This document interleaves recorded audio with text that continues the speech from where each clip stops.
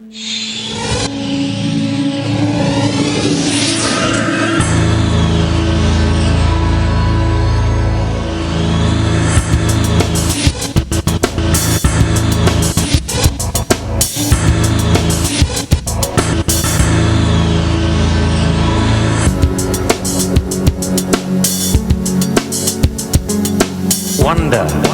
insight, ideas. It's time for TED. We can change the world if we defy the impossible. We have the tools, we have the passion. We can be more, we can be much more. Let's turn the world inside out. It's just a beginning. We have achieved remarkable things. We can be more, we can be much more. Science is clever, but great creativity is more magical. And now we need that magic. The miracle of your mind, it's that you can see the world as it isn't. We can imagine the future. We can remember the past. The miracle of your mind, it's that you can see the world as it isn't. We can imagine what it's like to be some other person in some other place.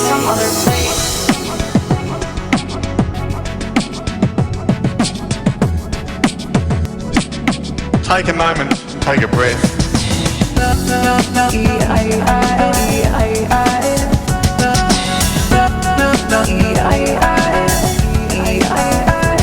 I'm a believer. The science is clear. We have to get off of oil. We owe it to our children and grandchildren. I'm a believer. We can't just drill our way out. We can't just bomb our way out. We're gonna invent our way out. Working together. We need to think big. We need to think cheap. We need to think about the problem differently. Wonder, insight, ideas. It's time for TED. The miracle of your mind, it's that you can see the world as it isn't. We can imagine the future. We can remember the past. The miracle of your mind, it's that you can see the world as it isn't. We can imagine what it's like to be some other person in some other place.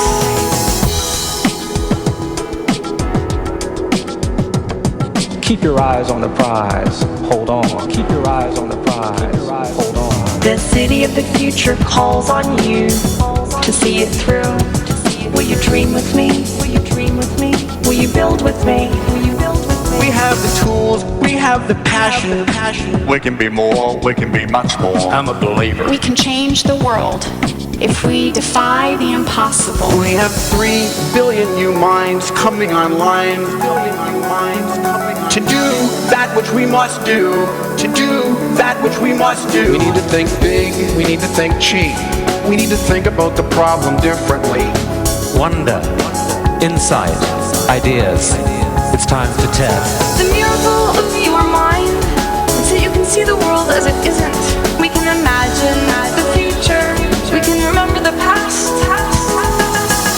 The miracle, imagine the future. Remember the past. Wonder, insight, ideas. It's time for TED.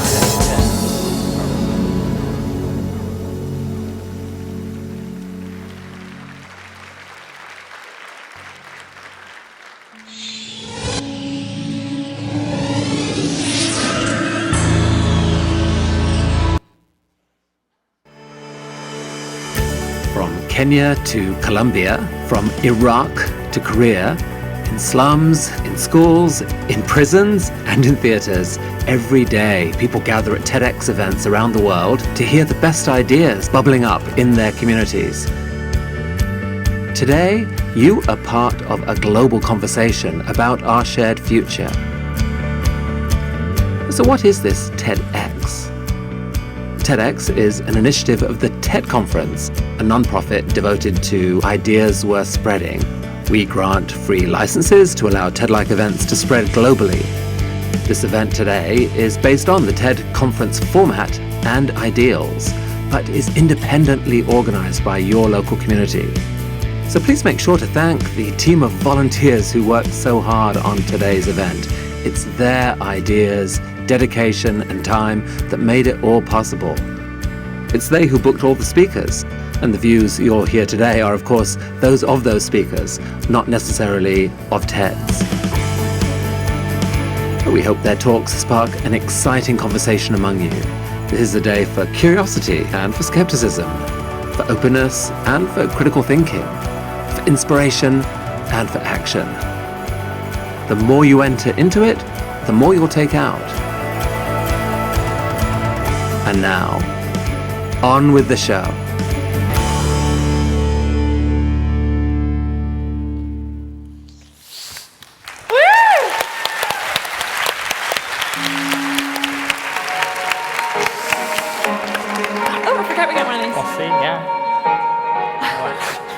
All right, well, it's time for TEDxYouth at Austin. Who's ready? Yeah,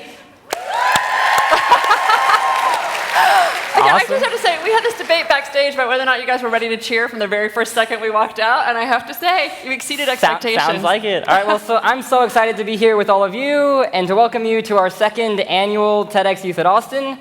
And really today we've packed so much stuff into the next 5 hours, just a whirlwind of speakers and performers and interactive exhibits that you'll get to experience later. But first, as we move forward, we should probably introduce ourselves. So this is Nancy Giordano. And this is Louis Lafair. And we're your main hosts for today. But I mean, I think we're going to have a few other hosts along with us as well. And so Nancy is a thought leader. She's a visionary, really, who has such a remarkable view of what's going to happen next and has really helped groom our team and led us to look towards that future. And she actually always describes this as her favorite day of the year. So, you know. And I have 3 children who are a part of today's event. And yes, their birthdays are really important. And yes, Christmas Eve is really great. And yes, Thanksgiving. But I have to say, amongst them all, this is my favorite day of the year because I get to celebrate it with so many people who are curious and excited about the same things I am. I didn't have to go shopping to give a present, so. And this is Louis, actually. You know, it's interesting. You'll read a lot about all of our folks that are on stage in the programs that you guys have in your badges, and there's amazing accomplishments that each of them have. Louis, in particular, has a long list. But rather than talk about that, I think it's kind of fascinating to think that a high school senior from St. Stephen's could be a soulmate of mine. But we completely converge in the world of TED and TEDx and our passion for this. And this is one of the most even-keeled, just doesn't seem to get flustered kind of people you could do. Well, you don't make it look like you do. So you keep me calm, Louis. Thank you very much. Thank you, Nancy, we wouldn't be here without you. But you want to talk quickly about live stream? Yeah, so you guys are all here, but so you guys are all here, and then we also have folks that are watching via live stream at TEDxYouthAustin.com. And it can be anywhere, right? It could be people that your parents might be watching, your siblings may be watching, folks in the city, folks in the country, folks actually around the world. We had folks who were watching as far away as Amsterdam last year, and we're so inspired to watch this event, see the energy that was part of it, that they've actually flown in to be part of it today, if you can imagine that. So I know, shout out for some TED love. So yeah, you probably saw those signs outside. You will be videoed and whatnot. They were a little intense, but smile. You're on camera. It'll be cool. And so, I think we always kind of have to back up a little and just make sure everyone knows TED versus TEDx and where we all are. And again, I get to tell that part of the story, right? So TED was founded in the mid-1980s by someone who was very visionary, actually, and saw the growing confluence between 3 disciplines: technology, entertainment, and design. And he felt like if we could get some of the most forward-thinking practitioners in each of those industries together, then they would be able to share ideas and be able to grow their work. It has grown, obviously, for many sizes bigger than that. It was a private conference. Only a few people understood what was going on there. I don't want to say elite, but it was definitely contained. But the conversation came up over and over again about open sourcing and being able to share this information online. And so 6 or 7 years ago, the talks went online. And I'm hoping at this point, all of you have seen at least one TED Talk at TED.com. And have been inspired by it. If you haven't, we certainly encourage you to go back and listen to them. There are just thousands of them on there. They're ranked by all kinds and rated in all kinds of ways. You can find exactly what you want. But it's actually interesting to watch the ones you don't think you've got anything in common with. It's amazing how they provoke you and you find some insight in all of them. But one thing went online, then it provoked this conversation about how do we bring people together to watch them. And so TEDx was launched as a way for us to be able to create an independently organized approximation of what a TED conference feels like. And I'm proud to say that actually TEDx Austin, I think, was one of the first licensees in the world to take on this challenge. Completely. No. Nancy helped start all of that. We weren't the first to run it, but we were the first to license it. So. Completely. And I think what's fascinating is there have now been over 6,000 TEDx events all around the world, multiple happening every single day. I mean, I think there were 8 that happened yesterday and 2 or 3 happening today. But it's always a less competitive day. Yeah. We decided we want everyone Sunday, to watch ours. Wanted everyone to be able to make it. But one of the questions that always comes up is, right, so if there are all of these TEDx events, if there are all these talks online, why are there all of these TEDx events? And so there are a lot of really cool aspects about today in particular. You'll hopefully get to meet some of our speakers and performers and to hear from our team members, us and others, and to interact with some of our special partners. But then also, I think probably the least discussed, perhaps most important element that makes TEDxYouth at Austin special is each and every one of you guys. And so let's learn really quickly about you. So who was here, I don't know, at last year's event? Wow. Awesome. Wow, that's a lot. And so I'm assuming, everyone else who's newcomer, I'm assuming that's everyone. Your hand should go up at least once. Yeah. All right, so we're... Well, actually, I was going to say, it's hard to tell from here, but it almost feels even. Which is awesome. it's spreading very quickly, obviously. Thanks for spreading the word to your friends, and thanks for coming if you're brand new. Yeah, no, and actually, another neat thing is there are kids gathered here from over, 70? I think I just found out 86. 86 is a new count. 86? Wow. Yes, I forgot to tell you that. It's 86. So from all over, and so let's try a quick experiment. I'm going to count to 3, and on the count of 3, I'd love for all of you to shout out the name of your school. What do we do for grown-ups? The most recent school you attended. There you go. Does that work? All right. All right, ready? 1, 2, 3. Awesome. So what's that blend? Really, that's what this is about, right? It's that the blending of all these communities, and your school identity only counted at that moment. At this point, you are no longer about your school, and you're not about your grade, and you're not about any teacher or test or anything that's going on. You guys made a choice to be here. That's what you have in common with each other. Really, that is the bonding. So we're going to encourage you throughout the day to make a new friend and to introduce yourself to someone. And I'm sure some of us who are a little more introverted than others, which actually I am, will think about how, what would they possibly have in common with somebody else, right? What would this person across the aisle or even next to me have anything to do with me? But if you think about it, you all chose to give up your Sunday afternoon to be here, right? You all filled out a very extensive expression of interest, which, by the way, is very inspiring for us, so thank you for taking the time to go do that. And you all share a curiosity about what might be happening next. Interestingly, too, for me, also, the part that I love about this day is you are not here because you're getting a grade. You're not here because it looks good on your college transcript. And you're not here, I hope, because your parents forced you to come. Right? I mean, I don't want to know. There's a couple here. I'm going to assume it's all because you decided that you wanted to be part of this, and that's the energy that gets brought into this day. Those are choices that we make about how we want to curate and invite the attendees here, and I really appreciate, again, that you guys have participated with such enthusiasm to be part of what we've created. Completely. And you guys will have so much opportunity today to kind of take a hold of it all and take advantage of it, and really use this as a springboard for what comes next. I think my favorite part about last year's event was afterward we heard these stories from attendees who were inspired by a particular talk and, began an engineering project for the first time, or picked up a fiddle, or got an internship with one of our speakers. And so this year, I think there is all that opportunity that you can take a hold of and really make this event into your own experience. It's interesting, just so you guys know, it's really tempting for anyone who comes up on the stage to tell you guys how to run your life, right, and tell you what you should be doing. We've made sure, we've done our very best to nix all that out of it. It is not about what you should do or how you should do it. This is a day full of just opening windows and hopefully opening doors. And we've done everything we possibly can think of, and maybe you'll have some more ideas, about how to reduce hurdles between what you imagine you want to do and your ability to go do it. That's really what we're here to do, is to provoke you, inspire you, and hopefully empower you to make all that happen. All right. It all starts, can I just say one thing? Yeah. With choice. Right? You have to choose to introduce yourself to someone. You have to choose to go up to a speaker and ask a question or just tell them they did a great job. You will have lots of choices in the afternoon about things that you guys can do, so it'll be exciting to see what you guys bring to it. Yeah, no, that's the gist of it all, and I think let's quickly do some housekeeping stuff that we have to throw in there. And Lewis gave me that role. Yeah, you could take it. Lewis wrote the script, and he's like, here you go, and you get to tell them that they can't use their phones. So here's the deal, you guys. Actually, I'm seeing photography. Actually, no photography of the event. We're going to have so many pictures online. I can't even tell you how many official photographers we have. It's stunning how well covered this event is. So put your phones away, certainly silence them. I see a flash as I say that. Oh, it's one of our official photographers. Never mind. But we'll have a Flickr feed that'll have a bazillion pictures on it, and these will all be professionally videotaped, and it will all be placed online for you guys to be able to watch it. So as you can imagine, seeing this sort of mystery science theater style where someone's head is in front of you when you're trying to film somebody is not really fair to the speakers who've worked so hard to put their talks together. So again, no photography and no video, even in this day and age, and no tweeting, no texting. It's strange to imagine that we're asking you guys to not tell the world about this, but if they're interested, they'll watch the live stream. Right? This is really for you guys to connect with one another and really connect with yourself here in this space. Completely. And so really quickly, I think before we begin, let's talk briefly about theme. And so this year, we spent a lot of time choosing theme to kind of provide an overall focus for the event. And we went with Resolve, which obviously has so many different meanings. But I mean, I think there are probably 3 kind of main ones we were thinking of.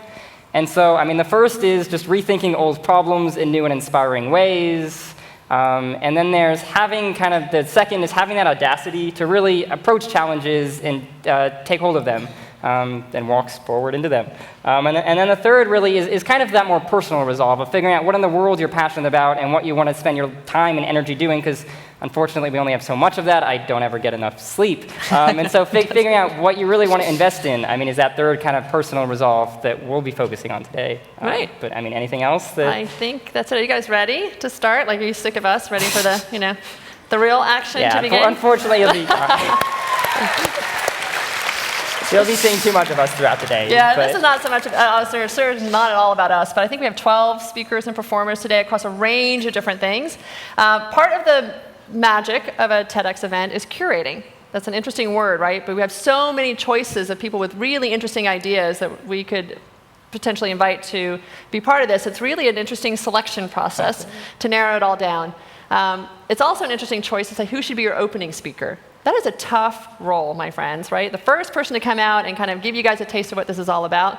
But when I had the pleasure of meeting this person this summer, I was clear that he should be here and clear that he should open the show. So I'm very excited to introduce somebody who, again, you'll read a lot about his provocative background. He's a star on the Discovery Channel, and he's done some amazing things around the world. He's actually just flown in from a crazy worldwide trip to Berlin and Paris and Copenhagen and Barcelona and some amazing things.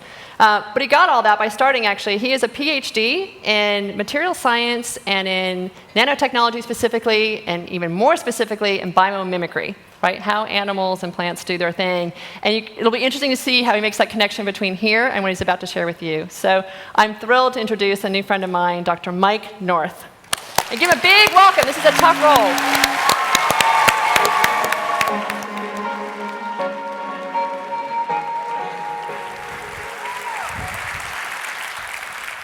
All right, who here owns a car?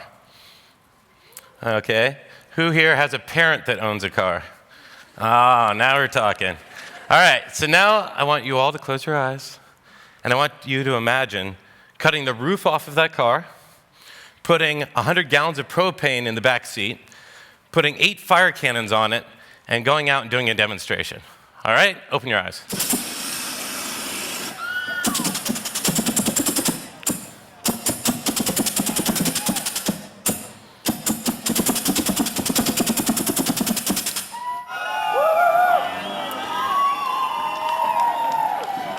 So this is what I did to my own car, just on a whim one day, some friends.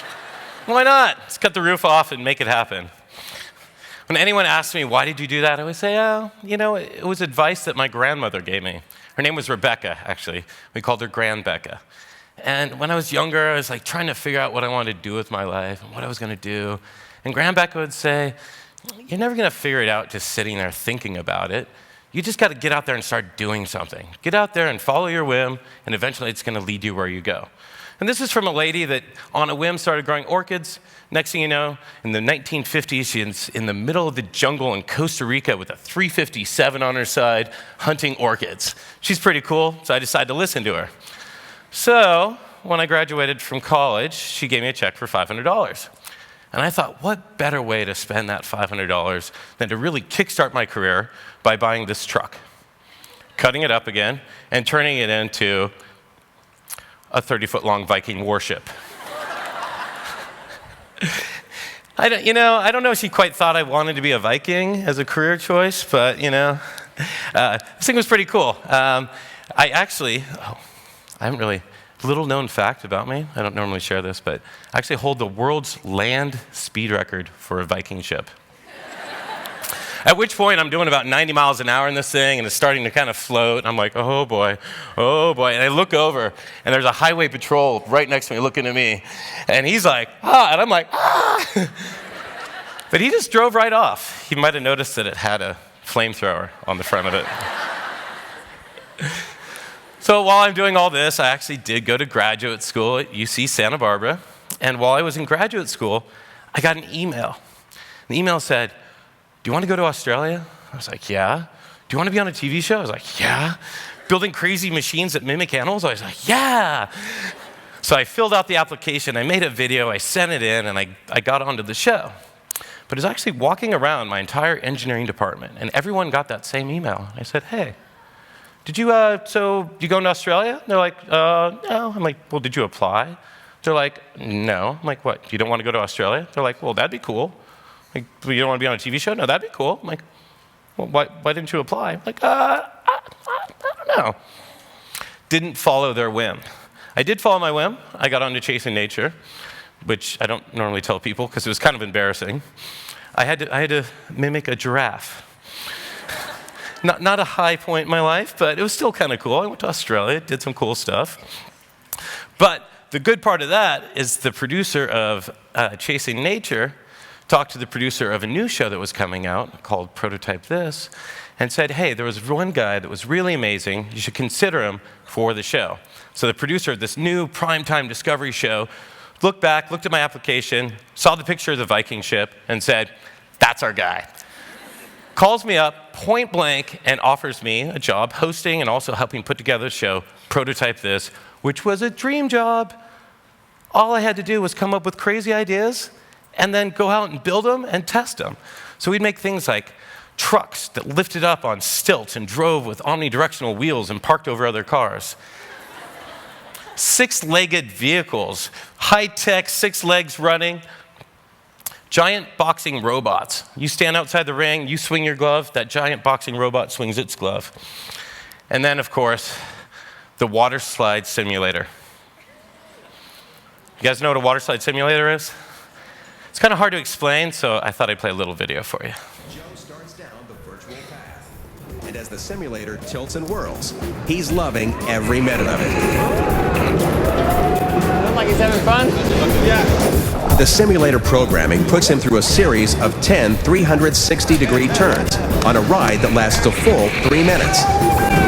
Over 10 times as long as a traditional water slide. Oh, he's just having a good old time in there. And as the simulator completes its maiden voyage, Joe emerges unscathed, the inaugural rider of a thrillingly successful prototype. It felt like the longest, fastest, craziest water slide ever. Thing was pretty cool, huh?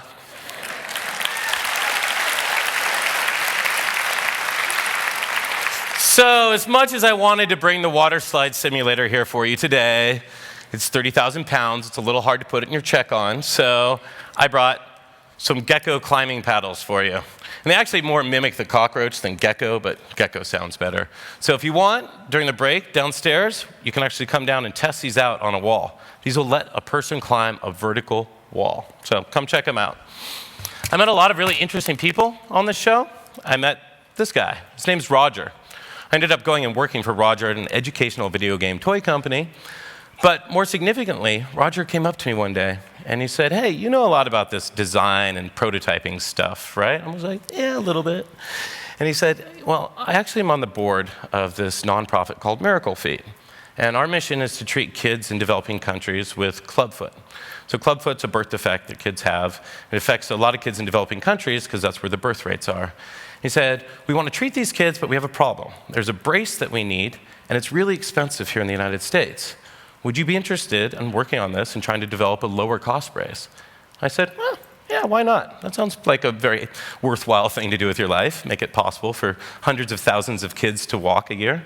And so I started working on it, and I called up my friend at Burton Snowboards, and I called my friend over at Autodesk and Objet 3D printers, and I got them all working on this project together. And in about 9 months, we developed this new prototype brace for treating kids with clubfoot. And then I got to go down to Nicaragua. where I got to actually work with kids in a clinic down there. Now, a clinic in Managua is not the happiest place in the world, trust me. But I don't know why. That was like the most meaningful, happy day of my life. As I was there putting this brace that took all this engineering, all these resources that we have here in the developed world, and it's putting on this kid's foot. And that kid's going to walk because of it. And that just hit me. This is incredibly powerful. I came back and I tell my engineering friends about this, and they'd be like, I'd love to work on a project like that. I'm like, really? I decided, you know what? Let's make it possible for them to. And so I started a nonprofit called Reallocate, which is really about making it possible for people to work on these meaningful projects using the abundant resources that we have here. Now, Reallocate's been going on, and we've had some really cool projects, but I wanted to talk about one in particular today. This guy, Chief WIM Officer, he has all kinds of crazy ideas, and he calls me up one day. His name's Mike Zuckerman, and he says, hey, so I got this idea. I'm gonna get a 3-story building downtown San Francisco. We're gonna rent it for $1. The landlord's gonna give it to us for that, don't worry. And I wanna open up the community for anyone to come in, do whatever they want and just create. Let them go wild. I'm like, yeah, that sounds like a great idea. He's like, yeah, the little thing is, I need someone that can sign for all the liability and the insurance and everything like that. I'm like, uh-huh. And he's like, and you got that nonprofit, you know, maybe you'd be willing? I was like, I didn't think about it. I was like, Mike, let's do it. It sounds awesome. He called it Free Space. And it was a space where community comes in, does their own programming, creates what they want. And took this building and transformed it into this thriving community center with gardens and activities, 192 events in a single month. And the blurry guy there, his name's Nima. Nima was walking by the first day that we started, and I knew him. I'm like, hey, Nima, because he worked at the coffee shop by my house. I'm like, Nima, hey, how's it going? He's like, well, what's this? I'm like, well, this is Free Space. And he's like, what's Free Space? And we're like, well, we don't know, but you can come and create things and do whatever. He's like, oh, that sounds pretty cool. Nima, 20 years old, he's never owned a suit in his life. He actually had to buy a suit for when he went to the White House. 3 months later. I just got back from this crazy trip, and I got to meet some interesting people. This girl, Marie, she was in Cambodia. She was couch surfing, and she heard about Free Space. And she's like, I want a free space in Paris. So she went back to Paris. She got in touch with Mike Zuckerman, said, I want to do a free space. So we went over to Paris, and we're hanging out, and we found a building, and then she's there, and she has a team, so there's going to be a free space in Paris. On that same trip, I decided, just on a whim, that I was going to go up to Sweden. I just put it out to my network, I'm going to be in Sweden, and found this lady, Caroline. Caroline already had a building that's open to the community and ready to go. She's like, I want to be a part of Free Space. I'm like, all right.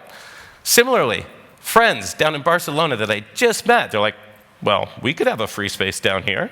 Why not? So on a whim, I flew down to Barcelona, went there, and then went on this crazy adventure with Tamsin. We're like, literally, we got word that, hey, there's this space that might be really cool out there. Jumped on the subway. We're going out there. We get there. We're like, this could be the next free space. And we show up, and it's a party of like old people in this really nice gallery. I'm like, this isn't free space. But we found the owner of the gallery. And the owner of the gallery was this really cool dude. And he's like, well, this isn't a good spot for free space. This is, of course, in like Spanish that I kind of understood. He said, but if you look on the wall over there, and there's literally a picture on the wall over there, of a building, he's like, I just got that building a month ago, and it's kind of broken down, and I don't know what to do with it. And we're like, well, do you want to like open it up to all of Barcelona to come in and create things and make amazing projects? And he's like, yeah, why not? Free Space Barcelona. And that same night, we met up with a bunch of people. We called one person, they called another person. All of a sudden, we're having a big dinner. And there's this team that's like, yeah, we'll spend a month creating Free Space Barcelona. So I look back, and I realized that there was some wisdom to what Graham Becca said. That, you know what? Sometimes you just got to like try something. You just got to go out on a whim and do it. And that's going to lead to something else. I didn't know that the Viking ship was going to end up leading to a primetime Discovery Channel show, but it did. I didn't know that volunteering my time, working on a brace to treat kids with clubfoot, was going to lead to me finding my passion, to find that thing that brings meaning to my life, but it did. And I had no idea that saying yes to Mike Zuckerman about this crazy idea about free space was going to lead to this just cascading movement of people following their whim to create something that will absolutely change the world. So I don't know what I'm going to do next, but I'll tell you this much. It's going to be on a whim.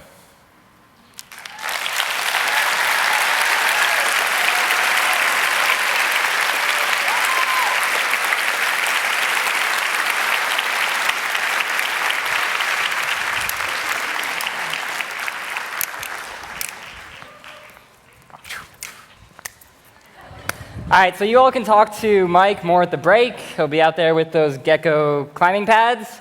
And it's crazy. I mean, just you look at where you can end up if you follow your whim. And so the way I see it, there are kind of two opposing philosophies in life. There's either Murphy's Law. If something can go wrong, it will. I'm sure we'll see that at some point today. But then there's also everything happens for a reason. And our next speaker believes passionately in that latter philosophy. And he's going to kind of show through some stories how following his passion has led him to exactly where he needs to be. And so he's 19 years old. He's already accomplished a lot. He has hosted his own radio show, started his own culinary company. Everyone, please join me in welcoming Tanner Odell.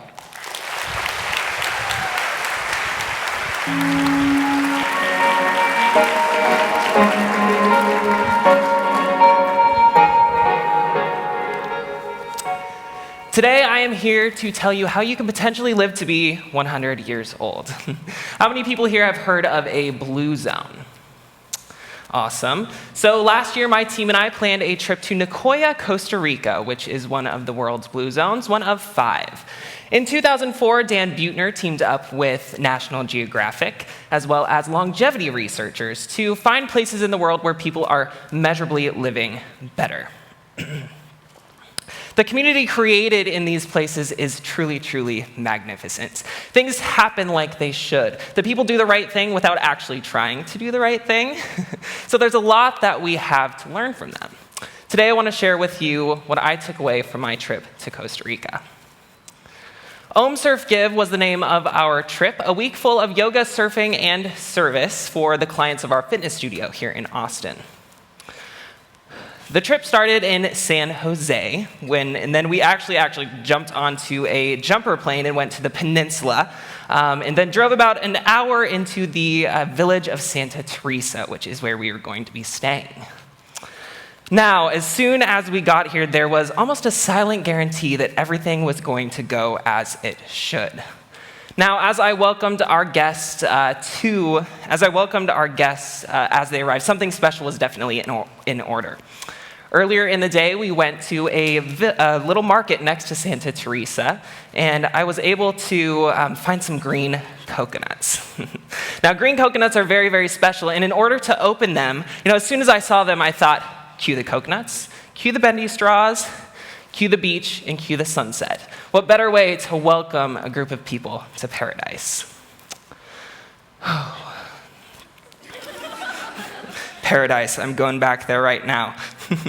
So these green coconuts are extremely hard to actually open, right? So you have to find a machete Jedi. That's what they told me. I was able to find a machete Jedi, and as we walked through mango trees and almond trees to get to the beach, I learned that our machete Jedi was no longer going to be able to open these coconuts for us. So, as a natural food chef, right? So our Jedi was actually on a Skype call in a blue zone, by the way, so they do have internet there. And as a natural food chef, I've opened coconuts before, but not necessarily these green type of coconuts. But right, give me this machete, I have this handled, no problem whatsoever. As we get to the beach, I'm literally, down hacking at these green coconuts with this huge pirate-like machete, trying to, think that everything's going as it should, show everyone that everything is fine. But our travelers are starting to get pretty thirsty, right? This is when we experience the first of many little miracles in Costa Rica. A local is walking down the beach and he sees us struggling pretty hardcore. He comes up and offers his help, and I gladly, hand him over this pirate-like machete. And I swear that with 2 flicks of his wrist, he had all of those coconuts open. Our Costa Rican coconut Batman swooped in to save the day. And he also introduced us to the Nicoya way of life. Random acts of kindness are an everyday thing here in the Blue Zones. So, this allowed us, this feeling allowed us to grow really close as a group here, but also gave us a chance to grow really close as individuals. This experience was extremely amazing. I am in love with food. That is definitely my passion. I've been cooking ever since I was 12 years old, out to change the culinary game. But I always considered myself more of a realist, not someone that necessarily believed in everything happening like it should, like everything was happening here in Costa Rica. You know, I always thought that I was the one that had to go out and get it done. I didn't actually think that things would happen magically. I mean, how can you prove such a thing, right? But as I followed my passion to culinary school here in Austin about 2 years ago, things changed. I started seeing my life unfold as it should, magically. I got the right job, I met the right people, all completely on accident. I let my passion take control. In Costa Rica, my passion was able to totally run wild. I was ready to get in the kitchen, cook like crazy, introduce our guests to amazing fresh seafood, organic fruits, organic vegetables. But when I actually got there, I learned that recently a country had gotten the rights to fish off of the coast of Costa Rica. Pretty big country here. And so as I go, you know, this didn't really mean anything to me originally, but as I go and visit the fishermen, I realized how much it had impacted their lives, the lives of their family, and the lives of their community. So over the next week, I was able to whip up some really awesome dishes with what we did have on hand. And we even got the chance to enjoy a really awesome Costa Rican meal. But when it came to our last night in this village, I wanted to go out with a bang, right? Wanted to make something awesome, cool farewell dinner. But with limited resources and now a power outage, all the power's out, you know, no big deal. We actually, had to really improvise. And this was when one of the many miracles happens once again here in Costa Rica. Earlier in the day, we had a soccer tournament with the kids that we actually got to help a little school in Costa Rica. We brought art supplies to them and actually started an art program for them. Brought soccer supplies so that they could have an actual soccer game out there. And it was beyond amazing. As we're walking back, we had this soccer tournament. Our guide is yelling to me, "Camarones, camarones!" And I didn't have anything to prepare really for this farewell dinner. I took one day of level 1 Spanish in high school. And because of that, I had no idea what she was saying, but she looked extremely excited. So as I run up to this truck, old beat up truck with coolers in the back, I realized that they don't actually have just shrimp. They have lobsters, a special catch for our new seafood friends. And when we inquire about the lobsters, he tells us that they have the exact number of lobsters that we need, which is completely crazy. When I returned to, which is completely crazy. So anyway, get back to that night. We enjoyed these lobsters in candlelight because the power's out. And it was absolutely amazing. It couldn't have been any more perfect. When I returned to Austin and thought back on my experiences in Costa Rica and my experiences over the last 2 years, I realized that here, right now, where we are, we all have the ability to actually create our own version of a blue zone. Right here in Austin, we have that ability. It's a very, very special. And during the trip, we saw all of our locals really appreciating the food that was grown by their neighbors and their friends. We saw them appreciate the land. We saw them love their family, love their friends, and love their faith. We learned that if you truly live a passionate life, an all-around passionate life, that everything, all of your worries are going to just completely diminish. And all of the reasons to be happy will completely demolish the reasons to be sad. So today, I want you to take a deep breath. Oh yeah, yes, nice deep breath. Grab a coconut and let everything happen as it should. Here's to 100 happy years. Thank you.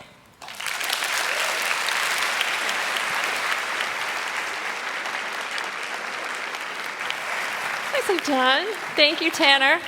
Again, Tanner will be someone you guys get to spend some time with during the break, and he's doing a cooking demo, actually, as part of what you'll be spending time with this afternoon. So thanks, Tanner. Interesting, you never know where a big idea comes from or who is doing something that could be sitting right next to you in class that's kind of fascinating, but they haven't told you their story. This is someone who, again, was recommended to us by mutual friends and was just amazed by some of the work that she is doing. Shazanne has a very busy social life. She is a high school sophomore, and she has this incredible passion for something that I bet all of you guys do as well. But what she turned it into, I think, is pretty extraordinary. I'm excited to introduce Emily Cullers.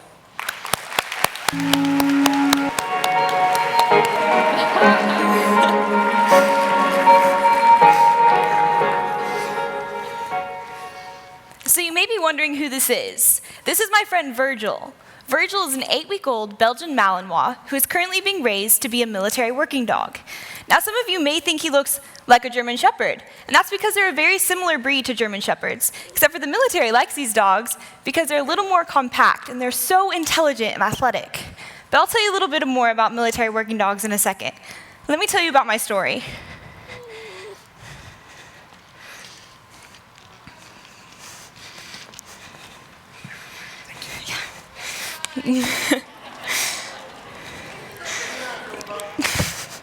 Like many of you can probably relate, when I was 5 years old, I wanted a puppy. However, my parents didn't think this was such a great idea, but I kept asking them, until one day they came home with a puppy. And even when they did, I couldn't believe this dog would possibly be ours, because my mom did not like dogs. In fact, his name is Lucky, because he was lucky to be a part of our family. So I took it upon myself to start training Lucky with my dad. And we just went to one of those regular pet store classes. But I really enjoyed this. I really enjoyed this relationship I started to build with Lucky, this connection we had. But then Lucky got older and had less energy and was less fun to be around. So I asked my parents if we could get another dog. And guess what they said? That's right, they said no. At the time, I had some friends in my grade with disabilities, and I've known them since kindergarten. My heart has always been bent towards them, and just seeing how much they go through on a daily basis that I'll never be able to fully understand. So I started thinking, what if I could train a dog for someone else and have it when it's a puppy and then give it up when it's a dog? So I started doing some research. And this was hard. I was looking for an organization that would allow me to do this, but that wasn't the hard part. I found lots of those. The problem was they didn't allow you to have another dog in the house, and we weren't going to give up Lucky. So I kept looking, and eventually we found an organization called Canine Companions for Independence, or CCI. And this organization raises dogs for the physically disabled, and they do allow you to have another dog in the house. So I presented this idea to my parents, and I finally got my dad on board with me because he saw how much this meant to me and how much I really wanted to do this. So he agreed to put his name on an application form with me, and we sent it into CCI. Now, a few days later, I came running into my dad's office to hear the good news, and the puppy coordinator from CCI had called to tell us that our application had been denied. Now, this was because I wasn't 18 years old, and so I didn't qualify to be on the application. So I guess my mom took pity on us, and she agreed to put her name on the application with my dad. But I agreed to do all the work. So we sent it in, and after a phone interview and a house visit, we were accepted into the program. And I'll never forget going down to the Austin airport to pick up the most adorable black lab golden retriever mix named Walt. Now, the way this organization names their dogs is by litter. And so each litter is assigned a letter. And Walt was in the W litter, so all of his siblings had names that started with W. So he had a brother named Wind. And these dogs are so adorable. And along with Walt, they sent us an 1,000-page manual.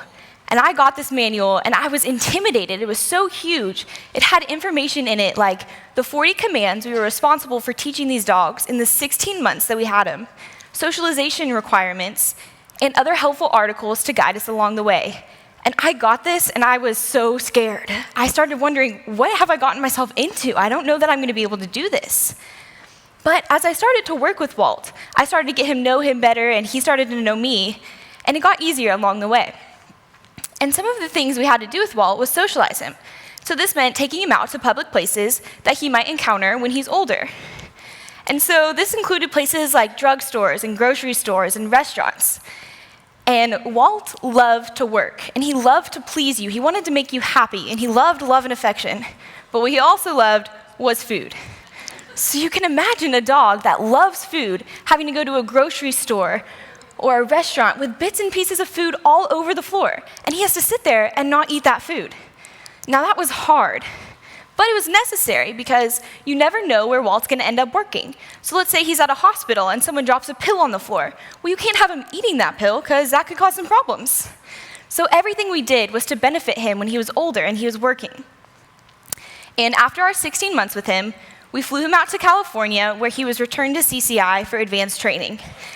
And this was hard. You have a dog for 16 months, which is a long time, and you build such a close relationship with them, and you love them, and then you have to give him up. I mean, it's kind of hard that even ice cream can't fix. But at the same time, you know that these dogs are going to go help someone who needs them in their everyday lives, and it makes it so worth it. So 6 months later, Walt graduated from advanced training, and he is now with his placement working in California. And we turned Walt in, and my heart longed to raise another dog. But 16 months is a long time, and we had to give up so many things, like family trips and daily activities, because these dogs need to be taken care of all the time. But we ended up getting an email from my uncle, who was in the military. This email had a picture of a dog named Cairo. Now, Cairo is a Belgian Malinois who was on SEAL Team 6. So I started reading into this article and finding out more things that military working dogs do. This included things such as apprehension and surveillance and bomb detection. And then I came across this picture of these dogs jumping out of the back of a plane with their handlers. And I was amazed. What type of dog would jump out of the plane? That's crazy. And so I was so interested and compelled, I started looking more into this. And it turns out that a lot of military working dogs are run out of Lackland Air Force Base in San Antonio. And to foster one of these dogs, you have to be within 2 hours of Lackland. So I immediately got out my computer and got on Google Maps, typed our address in, and found out that we are just about an hour and 40 minutes away from Lackland. So I'm putting all of this together, and sometimes in your life you come across opportunities. And I just thought, yeah, I could raise another dog for the physically disabled, and they absolutely need the help, but all of a sudden this was put in our laps. So of course I had to convince my family. We ended up going down to Lackland over spring break, where we saw the eye litter of puppies. And they were so cute. This organization names their dogs, like the other organization, by litter. But what's different is that this organization has double letters at the beginning of each dog's name. So for example, there's a dog named Ike, and it was spelled I-I-K-E. So we convinced my parents, and we ended up with a dog from the eye litter named Aiko. And from the beginning, Aiko was such a different dog than Walt. Not only a different breed, but such a different personality. Aiko was pretty aggressive. He was always okay with me, but he really didn't like a lot of other people. And some of the things we were responsible for when we had Aiko was taking care of him, teaching some basic commands, doing some scent work, and so that included me hiding treats or orange peels, and I would have Aiko go sniff them out and find them, and some bite work, and basically keeping these natural instincts in these dogs. And at the end of Aiko's time with us, which was about 7 months, he was ready to work. So we returned him to Lackland, and that was also another hard experience. But I just found out a couple days ago that Aiko is now fully certified, and he has been sent to Fort Bragg as of February 6th. So a couple months later, we got a call from Lackland saying that they had another litter of puppies ready, and if we wanted one. So by this time, I was pretty good at convincing my parents, and I got them to say yes. We ended up with a dog from the S litter. So cute, right? And his name was Smokey, and that's with 2 S's. Now, although Smokey was the same breed as Aiko, he was such a different dog. He was so sweet, and he was really okay with everyone. But they were also so similar. They are both so athletic. It's crazy. These dogs can jump 6 feet in the air from a down position, which is just amazing to me. And so incredibly intelligent and loyal. These dogs are incredible. So last October, we turned Smokey in to advanced training, which is where he is now, with about 900 other dogs in the program, and thousands of dogs deployed across the globe, doing things such as leading patrols, and sniffing for explosives and narcotics, and clearing buildings, and saving lives every day. In fact, would any of you like to see what an older military working dog looks like?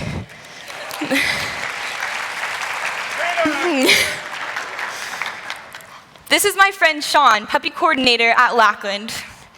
And this is not just any military working dog. This is actually Smokey, the dog that I raised. And this is the first time I'm getting to see him since we turned him in, so it's a pretty special moment for me too.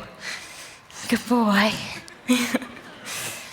He's now 11 months old, so he's not even fully grown, but I can't even tell you how much he's grown since the last time I've seen him. But it really all just started with me wanting a puppy. I had no idea where my passion would lead me and what it would teach me and how many people it would affect. So I really just encourage you to do what you love and don't let anything get in your way, because you never know where it's going to take you. So thank you.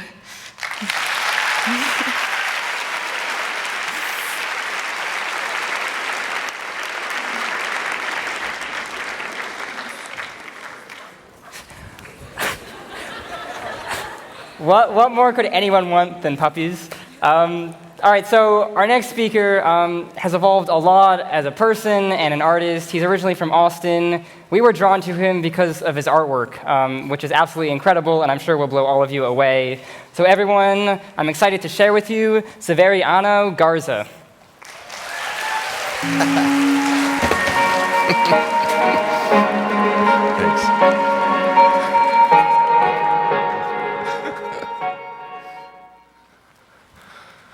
We had a clicker issue. All right, so I kind of wanted to talk a little bit about identity, and as a youth-oriented discussion is kind of what we're doing today. And so the question that I have, if I were to transform it into what I was thinking about in high school, would be, so where are you going to go to college? And I hated that question as a senior in high school, and that's kind of how I wanted to relate to you guys a little bit. But now, as a recent graduate from college, the question I always get, whether it's someone I've met for the first time or someone that I'm meeting for the first time since graduating school, will be, so what do you do? And it's kind of a similar hatred of that question, because I don't necessarily feel like what I do completely defines who I am as a person. I'm a little bit more complex than just my occupation. And so there's kind of two different responses I get when I tell people that I'm a street artist. And one of the things that I get when it's someone who's a little bit younger, kind of from a similar background as I am, they're in the same kind of generation, they'll be genuinely interested in what I have to say. They'll say, oh, so what kind of mediums do you paint in? What kind of subject matter do you like to discuss? But then when I'm talking to somebody a little bit older who's maybe a little more corporate-based, they'll kind of just, so you do graffiti? And it's really funny. That conversation leads into a whole, just an abyss of different things that it can turn into from there. But they see my facial hair, and they'll see the residue of paint that I have on my fingernails, and they make a judgment, and they think, oh, this guy goes and vandalizes public space. And I do, kind of. But actually, to be completely honest, I don't consider my work to be graffiti or vandalism. I consider it to be art. And when I have that conversation with somebody who's a little bit older, we'll generally go into a verbal chess match over what is considered art and what is actually considered vandalism. So when I go out and I paint, I think of three different questions as to what it's going to be like when I go out to that space and why I would use it. And so the questions are, what does it mean that I'm painting what I'm painting and where I'm painting it? Who does it affect? And then will I get arrested? And a lot of times people will say, well, the most important one is definitely whether you're going to get arrested or not, but that's not it. The most important question is absolutely, who does this affect? Why am I painting this here? And what am I trying to get out of my audience? So most of my street art is kind of based on social justice, and right now I'm doing a series that discusses homelessness and people that are struggling through homelessness and experiencing homelessness. And so one of the things I'm trying to play at and critique is how we do not notice these people when we drive to work. However, once I take a photograph and paint him somewhere on a wall near where he lives, all of a sudden people are like, oh, I know that guy. I drive by him every single day. And I'm not trying to get people to give them money. I'm not trying to accomplish anything other than letting you know they're there. Sometimes when you come up with an idea, people will take your idea and make it better. And I think there's a lot of incredible people out in the world, people that are just talking in TED Talks here in Austin, all over the world, that can come up with ways to solve homelessness. I'm not the guy to do that, but I will paint one of my friends on a wall so that you'll know he's there. And so I wasn't always interested in art, actually, getting back to the identity thing. I was actually more of a sports player in high school when I was growing up. And I was always a goofy guy. And I still consider myself to be a pretty goofy guy. But I was a football player and a baseball player, and that's who I was, and that's what I wanted to do, and everything else didn't matter. I actually kind of scoffed at the art crowd a little bit. I didn't think it was important. I didn't think that people in the arts understood pain and gain, hard work. And that's kind of ironic because that's like what I do now. And so my sports career was kind of cut short when I was 16. I had just 3 days after playing in the SBC championship, I was diagnosed with osteochondritis dissecans disorder. And don't let the Greek fool you. It wasn't life-threatening or anything. It was just, it was significant enough to keep me out of contact sports. And so all of a sudden, I had my identity taken from me, and I was very bitter about it. And really, it was kind of one of those things that's a blessing in disguise. And so for 3 years, I really struggled with who I was, what my purpose was, and what I was going to do about not being able to play sports anymore. Because the way that I envisioned myself was the quarterback. That was my thing. And so I started to kind of get into YouTube tutorials. And I started watching things on Photoshop. And so one of the things I started doing was taking faces of celebrities and kind of just messing with them. And then kind of the more I learned in Photoshop and kind of playing with layers, the more I forgot about my lack of identity as an athlete. And that's where I started to develop my identity as an artist. And most of my stuff in the beginning was digitally based. I was a terrible drawer.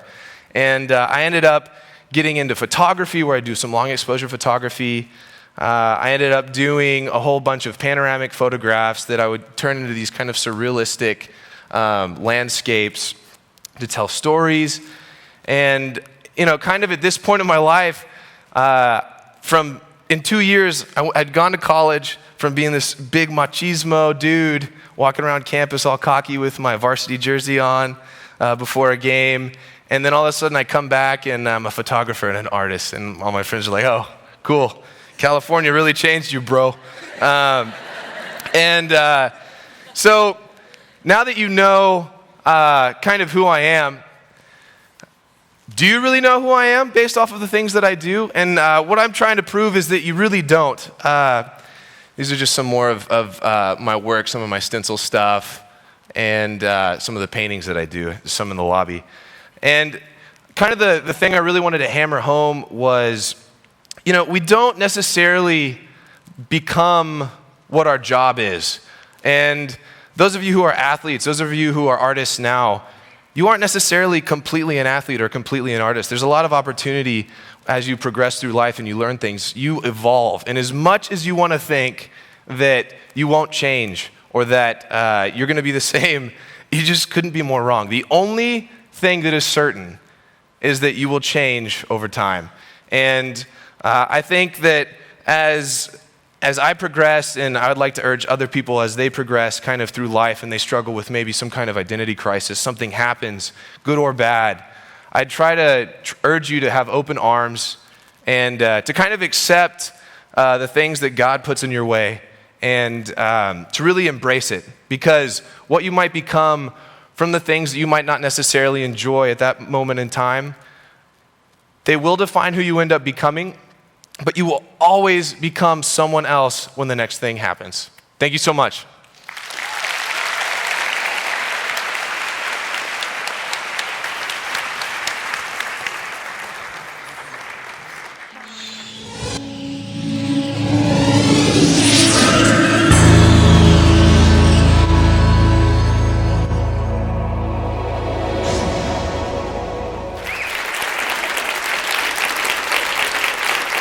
So today, I'd like to tell you about a simple idea that could change the way we eat. It looks like this. It's a piece of paper with a distinctive maple-like scent. That scent indicates that the paper is active. What does it mean for a piece of paper to be active? It means that if you put this sheet into a refrigerator drawer, a carton, or a bag filled with different fruits and vegetables, that produce will last for 2 to 4 times longer. Anyone who's ever opened a fridge to find moldy strawberries or a bag of soggy spinach knows how frustrating and expensive food spoilage can be. But this paper is not only for use by consumers like you and me. Because it's so low-tech and inexpensive, it can actually be used by large-scale growers and producers, as well as in the developing world. Today, 1.6 billion people live without access to refrigeration. And despite all the technology we have, 25% of the world's food supply is lost to spoilage. This small sheet of paper could significantly reduce spoilage and the massive energy and resource costs associated with it. It all started here in my grandmother's kitchen. About 10 years after this picture was taken, I was visiting my grandmother in India, and I accidentally drank some tap water while brushing my teeth. I started to panic, but my grandmother quickly whipped up some spices and herbs into a solution and said, "Oh, just drink this, and you'll be fine." I was very skeptical when I looked at this murky brown mixture, but I drank it, and I didn't get sick. I then began to wonder if and how it might have actually worked. So when I got home to the US, I decided to do some simple experiments. And I actually ended up finding that some of the spices in the mixture were able to stop the growth of common bacteria and fungus that I found around my kitchen. Then I went grocery shopping with my mom one day, and she asked me to pick out a box of strawberries.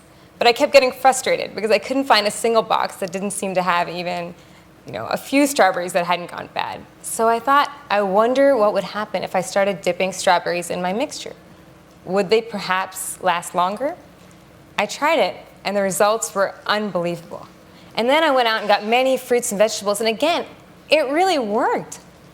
And so, to make a long story short, after several years, I developed fresh paper. Fresh paper is infused only with edible, organic, botanical extracts. And because of its paper format, it can actually be used on the entire journey, from when food is first harvested until it arrives on your plate. And because it's biodegradable and compostable, it can make our entire food system more sustainable. So in 2010, we founded Fenugreen. And Fenugreen just started out as a simple project to learn more about our food system and to see how fresh paper might be able to help. The name actually is derived from one of the active ingredients. Some of you may know it. It's a spice used in Mediterranean and Indian cooking, fenugreek. And so we just handmade a batch of fresh paper and started going to farmers markets and street fairs and just talking to people. We didn't really know much about the food system or really even what we were doing at the time, but a local store, Harvest Co-op, took a leap of faith and signed us on. And then several other Boston stores followed as well. But at this point, we still didn't know if people would even know how to use fresh paper or how they would react. So we just put it out there, and then we waited. And then something amazing happened. People started reaching out to us, calling us, emailing us, flagging us in grocery store parking lots, all to start sharing their stories. We started to hear things like, fresh paper makes it possible for me to eat local, to eat organic, to eat my entire CSA share. And also, we started to hear, best of all, we started to hear people saying, fresh paper makes it possible for me to eat fresh fruits and vegetables on a regular basis. And that was incredibly inspiring for us, because we realized that in our own small way, with our small sheet of paper, we were having an impact on the food system. And so we started to think bigger. And today, our mission is fresh for all. And we're striving towards a world in which access to fresh fruits and vegetables is not limited by distribution systems and cold chains. One in which everyone from farmers to food banks can use fresh paper to not only make our food system more sustainable, but more accessible. Today, I often wonder, what would have happened if I hadn't drank my grandmother's solution? What if I dismissed it as being too simplistic? But I think I've come to realize that fresh paper is powerful. It can be used in so many different ways in different parts of the world, precisely because it is so simple.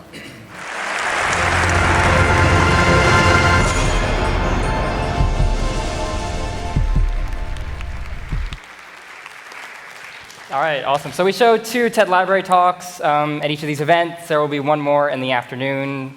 Fresh paper is one of those cool things that I'd love to buy after watching that. Nancy and I are introducing a lot of our speakers, but actually we have two other hosts who are pretty important members of our team. And so we actually grew from 20 to 50 members this year. And so we've seen as a few people have risen to the top. And this team member, Roshni, when we were looking for meeting locations, she went ahead and called several spots to see what would work. And I instantly knew she'd be doing a lot. She's only a freshman at Westwood. She's serving as our speaker liaison. This has been awesome, super helpful. Everyone give her a big round of applause.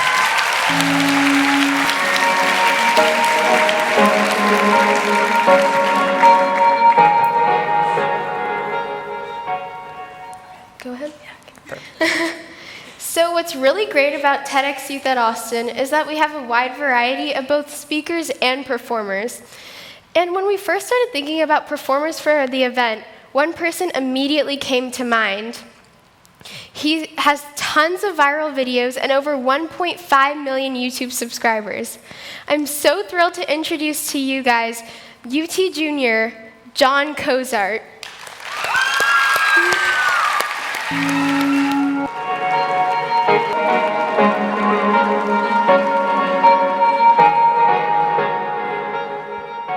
Wow, look at all of you guys. Hello, my name is John Cozart. I am known on YouTube as Paint, youtube.com/paint.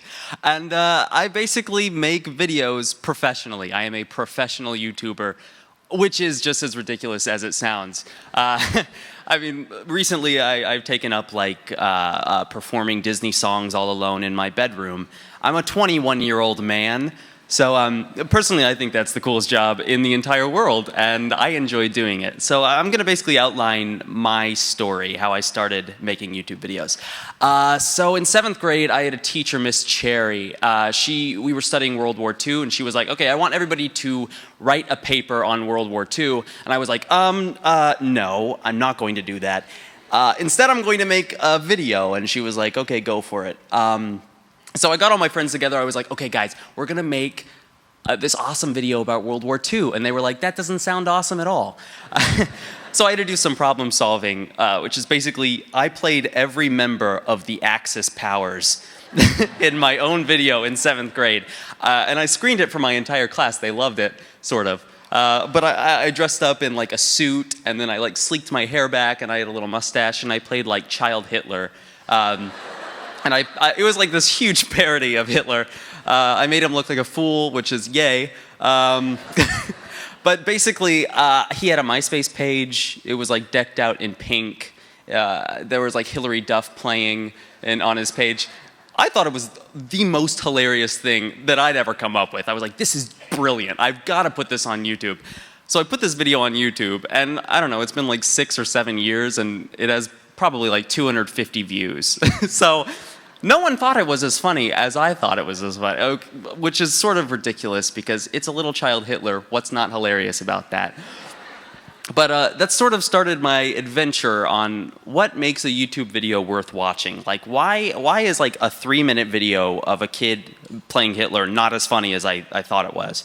And ever since then, I've sort of whet my appetite to figure out what was entertaining about YouTube. So in high school and in middle school, I made 30 videos, around 30 videos. And none of them were popular. None of them took off. It was just me making them by myself for whatever reason. But through that time, I learned how to tell stories, which is probably the thing I'm most thankful for right now. So I'm going to perform for you guys. This is the video that put me on the map. It's called Harry Potter in 99 Seconds. Thank you. I'm going to try to get through it. It's a lot of words. Just bear with me. Okay, hit it. There once was a boy named Harry, destined to be a star. Parents were killed, that's my part. The Lord who gave him a lightning scar. Yo, Harry, you a wizard! Harry goes to Hogwarts, he meets Ron and Hermione. McGonagall requires he play for Gryffindor. Draco is a daddy's boy, Quirrell becomes Silent Boy. The Sorcerer's Stone is destroyed by Dumbledore. Ron breaks his wand, now Ginny's gone and Harry's in mortal danger. Tom Riddle hides his snake inside his ginormous secret chamber. Harry blows up and charge, the Dementors come and take charge. Lupin is a wolf, the rat's a man, another prisoner is at large. They use time travel so they can save the prisoner of Azkaban, who just so happens to be Harry's godfather. I don't really get it either. Harry gets put in the Tri-Wizard tournament with dragons and mermaids. Oh no, Edward Cullen gets slayed, he's back. Harry, it's getting scary. Voldemort's back, like you're a revolutionary. Harry, Dumbledore, why is he ignoring your constant attempts to contact him? He is forced to leave the school. Umbridge arrives, Draco's a tool. Kids break into the ministry. Sirius Black is dead as can be. Oh, split your soul, 7 parts of a whole. They're Horcruxes, it's Dumbledore's in. There once was a boy named Harry who constantly conquered death. But in one final duel between good and bad, he may take his final breath.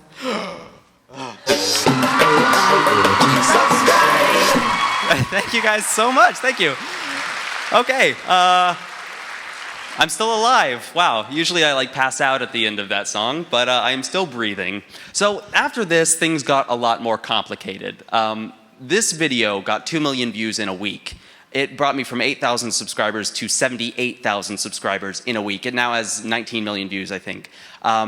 So all of a sudden, overnight, I became a professional YouTuber. I became a professional musician, a professional comedian, and I think most importantly, I became a professional fangirl. Which basically means I can tell whatever stories I want to. I can take whosever story and make it my own story, and suddenly it's like this authentic, amazing YouTube thing that other people want to celebrate with me, which that's what I think is most interesting about YouTube. It brings people with a like mind together. People who love Harry Potter, I love Harry Potter. Now all of a sudden we're sharing this thing, which is really cool. So I have this rule on YouTube I came up with, this mantra, which is basically, if I don't give people a reason to click away, they're not going to click away. That means every level of production needs to be immaculate. It needs to look good, it needs to sound good. And if it meets my standards, then personally I think I've done a good job. So recently I made a video called After Ever After, which is about Disney princesses if you put them in our world. Like what happens to the Disney princesses after their movies end. I'm gonna perform that for you guys. It has, I should I should clarify. I'm only performing half of it because the other half is not exactly middle school appropriate. But for all of you middle schoolers out there, just look it up on YouTube, it's there. So I'm gonna do half of it. Yeah, I guess I'll perform it now. Oh, by the way, if you wanna sing along, I invite you to sing along, please do. The words are there on the screen, so yeah, let's kick it. If you've ever wondered why Disney tales all end in lies, here's what happened after all their dreams came true.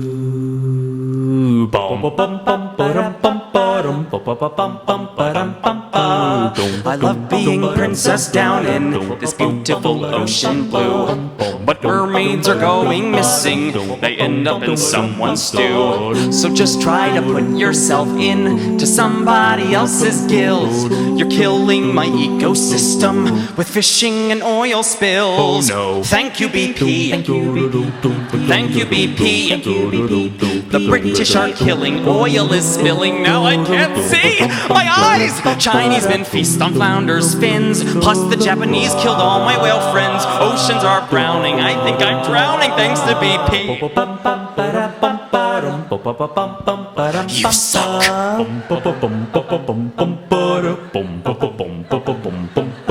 Hey, I'm okay, but I'm slightly scared. My husband's embarked for the war on terror. Aladdin was taken by the CIA.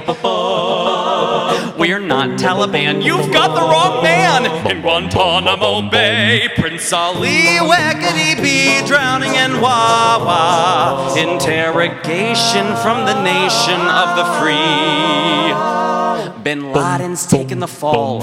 We're not trained pilots at all. Jafar went crazy and no one put up a fuss. We're for freedom, Genie can vouch. Bush was crazy, Obama's lazy. Al-Qaeda's not in this country. Set free my Prince Ali. That's half. That's half.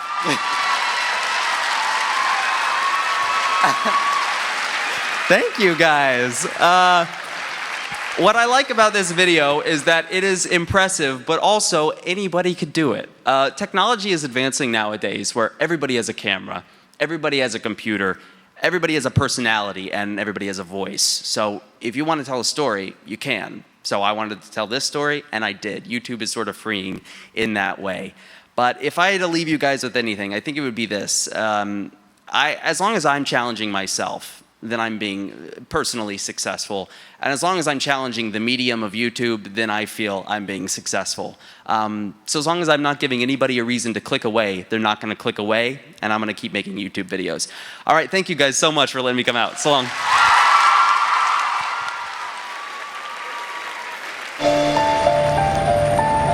When you grow up, you tend to get told that the world is the way it is, and your life is just to live your life inside the world, try not to bash into the walls too much, try to have a nice family life, have fun, save a little money. That's a very limited life. Life can be much broader once you discover one simple fact, and that is everything around you that you call life was made up by people that were no smarter than you. And you can change it. You can influence it. You can build your own things that other people can use. Once you learn that, you'll never be the same again.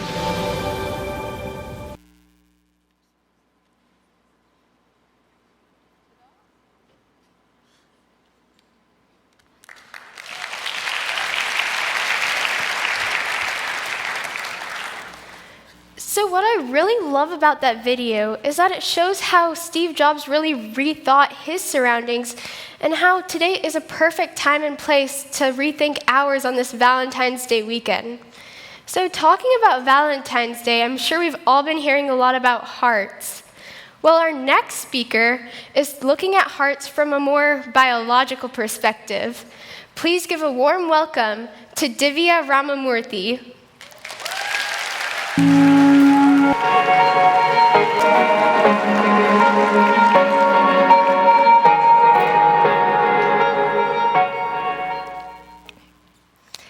In 1997, Charles Vacanti shocked the world with this.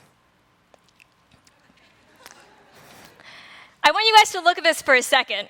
It's gross. It's cartilage cells taken from a cow, grown in the shape of a human ear implanted on the back of a mouse. It's weird, it's disgusting, it's horrible, but his research had a point. He showed that we can change and control the growth of cells. I work as a research assistant in Dr. Sugg's cardiovascular tissue engineering lab at the University of Texas at Austin. And one of the applications of our research is something called regenerative medicine. This involves taking cells out of a human body, growing them in a lab environment, and then putting them back in the human body for the purpose of repairing damaged tissue or organs. Specifically, the experiment that I'm helping with right now looks at finding ways to differentiate stem cells into cardiomyocytes. Stem cells are a type of cell that don't really do much on their own, but have the potential to become a lot of different cells. And cardiomyocytes are actual heart muscle cell. It's what moves, it's what beats, it's what makes your blood pump. And the way we kind of create this transformation is we create a stress on the cells that mimics that would actually be found in a heart. We put magnetic beads in each of the cells, we have magnets outside the cells, and we move the magnets while the cells are growing in a way that twists and contorts the cell that like they would naturally be twisted in the actual human body. And we look at the result and see if and to what extent the cells have actually become cardiomyocytes. I'm 19 years old, and while I may sound like I know what I'm talking about, I really, really don't. Because here's the thing about this field. No one knows what they're talking about.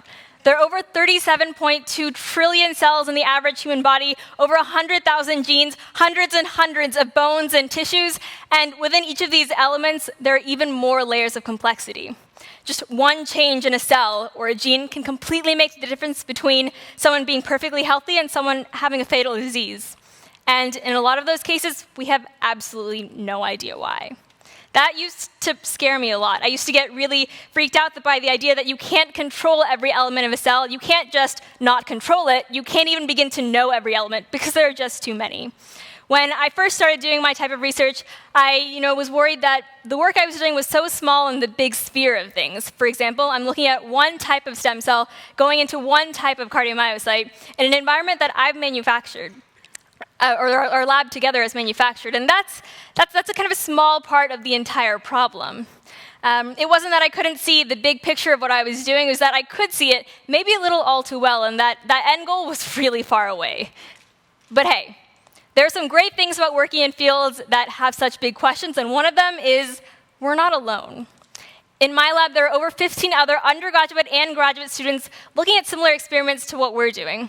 At UT, there are 2 other labs looking at cardiovascular disease and tissue engineering, and across the world, there are hundreds and hundreds of people united towards the same goal. We're all in this together.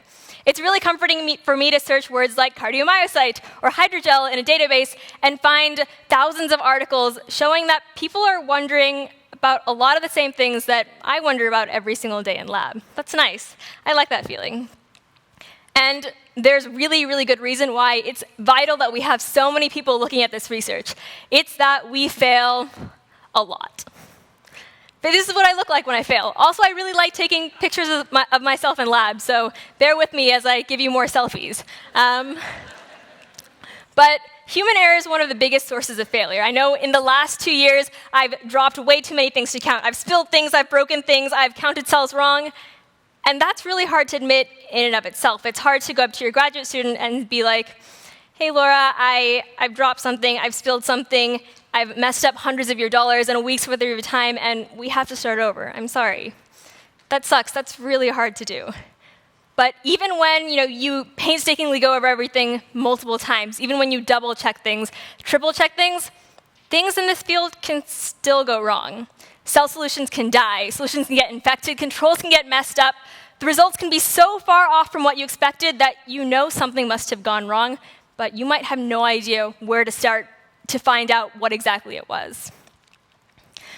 But hey, in the face of all that failure, that just means that we are all the more excited about each and every success that we do have. And this is me being successful. Yay! Okay, so to give you a little bit of background information on the next video I'm going to show you a video of cells. They started out as stem cells, which don't really do much. They were just floating in liquid, and we're trying to see if they've actually become cardiomyocytes or beating heart cells. Tell me if you can actually see anything moving.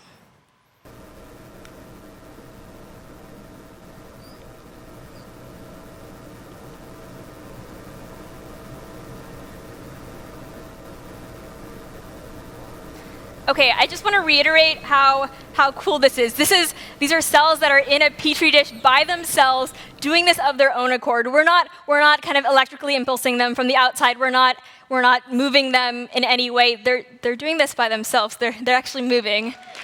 Wait, before you clap, I have one more video to show you guys because I really like these videos.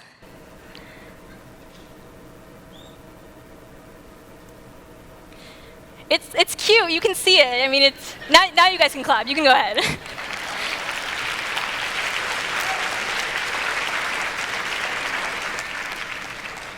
I took this video about 3 days ago, and I actually was showing every single person in all of my classes, even if they had no interest in seeing it. Like, I was so excited. This is incredible. They're cells that didn't start out as heart cells. They started out as something completely different. And by using processes that we do in a lab that we have kind of created, we've made them into something else. We've made them into a system that works and beats together and almost looks like an actual heart. These are just cells in a petri dish. That's crazy. That blows my mind. That's one of the coolest parts of my work. And I think kind of the fact that everything is so dynamic, it's so alive, it's moving is my favorite part. I mean, whenever you kind of imagine a mad scientist, that's me being a mad scientist, kind of, you imagine the typical lab worker sitting like in a corner, kind of poring over chemicals and being really stressed out about equations and crunching numbers. And yeah, we're pretty mad. I look mad there. But I mean, there's a very human aspect to each and everything that we do. We're working to save human life. We're working to reduce the amount of pain that people have to go through. We're working to try to help people live longer. And that makes me feel like I have meaning in what we're working on. That's a good feeling. Whenever I talk about this type of research, people always ask, how did you get into it? And to be honest, my story is a little bit boring. When I came into the university, I just emailed a bunch of professors and asked them if they'd be willing to take a freshman in their lab. And a lot of them said no, but Dr. Suggs, one of them, said yes. And Laura, my grad student, was willing to teach me everything I know about cell culture.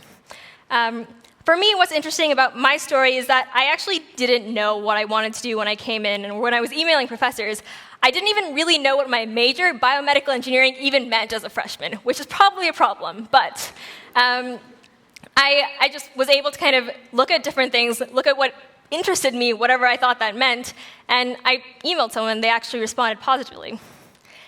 Another thing about my work is that I actually didn't enjoy the first couple of weeks that I was working. I had to learn how to pipette things, which is just you put a liquid into another tube. It's kind of boring. I had to kind of train. I had to learn all the lab procedures, and it was only kind of after I understood what I was doing that I really started falling in love with the research that I was working on. I realized that I'm doing some cool stuff as an 18, 19-year-old. I'm actually doing things that could potentially have an impact. What I realized from working in a lab is that I didn't have to know what I wanted to do in order to start it. I just had to put myself out there enough to try. And I had to stick with it long enough to figure out if I actually liked it or not. In 1997, Charles Vacanti showed us that we have the power to control cells. And since then, we've been working to fine-tune that control. I mean, in this field, we're going to have a lot of big problems that are not going to be solved anytime soon, but we have a lot of people working with us on these problems.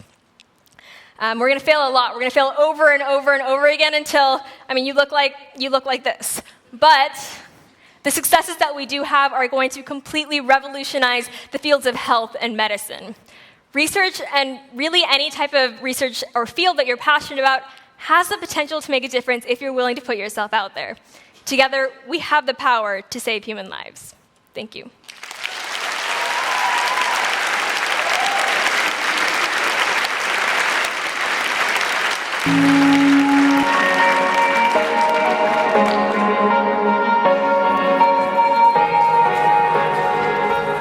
All right, and so in addition to me and Nancy and Roshni, we have one more awesome host with us today. He's been a huge part of this team, junior at LASA. And so she came on quickly. She's done that. Remember that expression of interest all of you had to fill out? Yeah, she did that. She did the registration, and she's, of course, worked a lot with our speakers, too. So everyone, one more hand for Miraz.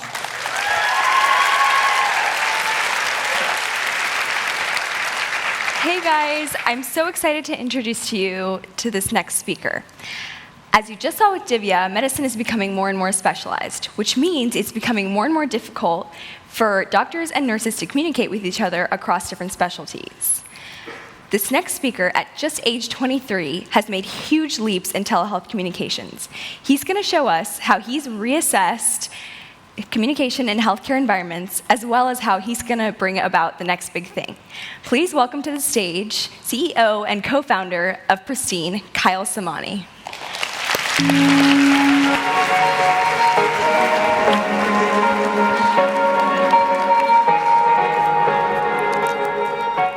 Good afternoon, everyone. So I'd like to start off by posing a few simple questions for all of you. How easy is it for you to get access to healthcare you need? For the folks in this room in Austin, Texas, it's actually probably not too difficult. If you need a specialist, it's still probably not too hard. But what if you live in Glendive, Montana, population 5,200? How are you going to get access to the specialist you need? What if you live in Haiti? How are you going to get access to care there? These are the kinds of questions we ask when we're trying to understand how accessible healthcare is, not just to folks in this country, but folks all over the world. The challenge of healthcare is really getting the right provider to the right patient at the right time. And medicine is really a fragmented beast. Getting care to people is very fragmented.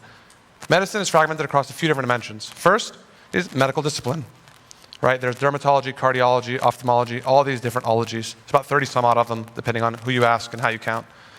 Medicine is fragmented across level of authority. You have nurses and doctors, PAs, NPs, all different kinds of acronyms to do all kinds of different things. Medicine's also obviously fragmented across geography. And lastly, it's fragmented across time. So if you add all of these up, getting the right patient to the right provider at the right time is actually a pretty difficult problem. Now, not only is it hard to get access to these people, it's also really expensive. Most medical care in this country is delivered in pretty expensive retail or physical building environments. So this is the new Johns Hopkins Medical Center. It opened up a couple of years ago. They spent about a decade building it, and it cost $1.1 billion to build a couple of buildings. This stuff is really expensive, and obviously people in Haiti and all over the world can't get access to this care. So these are kind of the challenges we're trying to solve. So, how do we solve these problems, this access problem? Well, the general notion to that is a notion called telemedicine. And telemedicine is just kind of a fancy industry term that folks like to use that just really means some care provider, whoever they are, is not physically here, and they're trying to help deliver care to that patient in some way. And there's a lot of different ways telemedicine manifests. The first and oldest was really the telephone.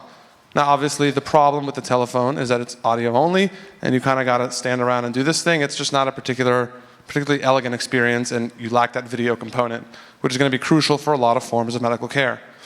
More recently, in the past 10 or 20 years, we've seen the rise of Skype, right? Skype-like video calls. And there's a lot of services out there now that actually let patients just go to a computer and do a web chat with a doctor. Now you can see the patient's face, their skin color, their emotional reactions, how they're feeling. I mean, video adds a lot of subtlety and power to that interaction.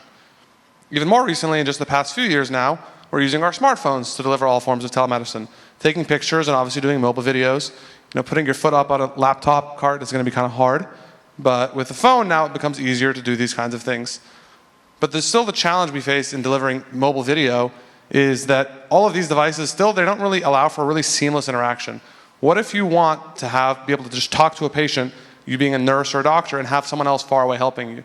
And what if you want those people to be here as if they were in your shoes? None of these devices really help solve that problem, right? Because they all require you to use your hands, or you have a laptop over here, on a cart or a desk. It's just not a really elegant way to solve these issues. Well, we finally have a solution, and that is, of course, Google Glass. So what is Google Glass?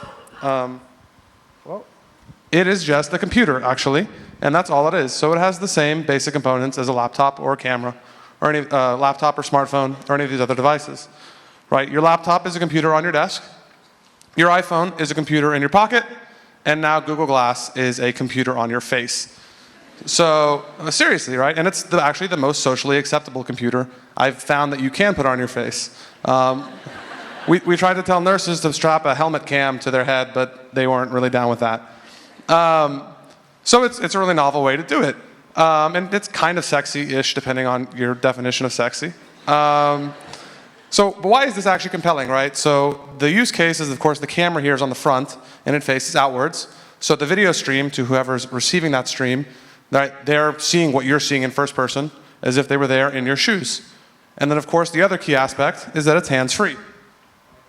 So you can work with your hands. I'm supposed to be hands-free today, but I guess that didn't work out. But it's hands-free, so I can be treating a wound or whatever I need to do while maintaining use of both hands. So instead of just talking about it, let me give you guys a quick demo. Okay, Glass, start eyesight. And if the stars align, these guys should be able to beam into me. It might take them a few seconds here. And hopefully you all get to see yourselves. Get ready to wave. Woo! As you guys can see, I can turn my head and everything, and it'll go. We are running on some older school Wi-Fi, but it's a pretty nifty concept. And so we're now using this for live medical care in a whole bunch of different places. Can we go back to the slides? Perfect. Thank you. Thanks to the tech guys getting this to work. We were really scared it wasn't going to work.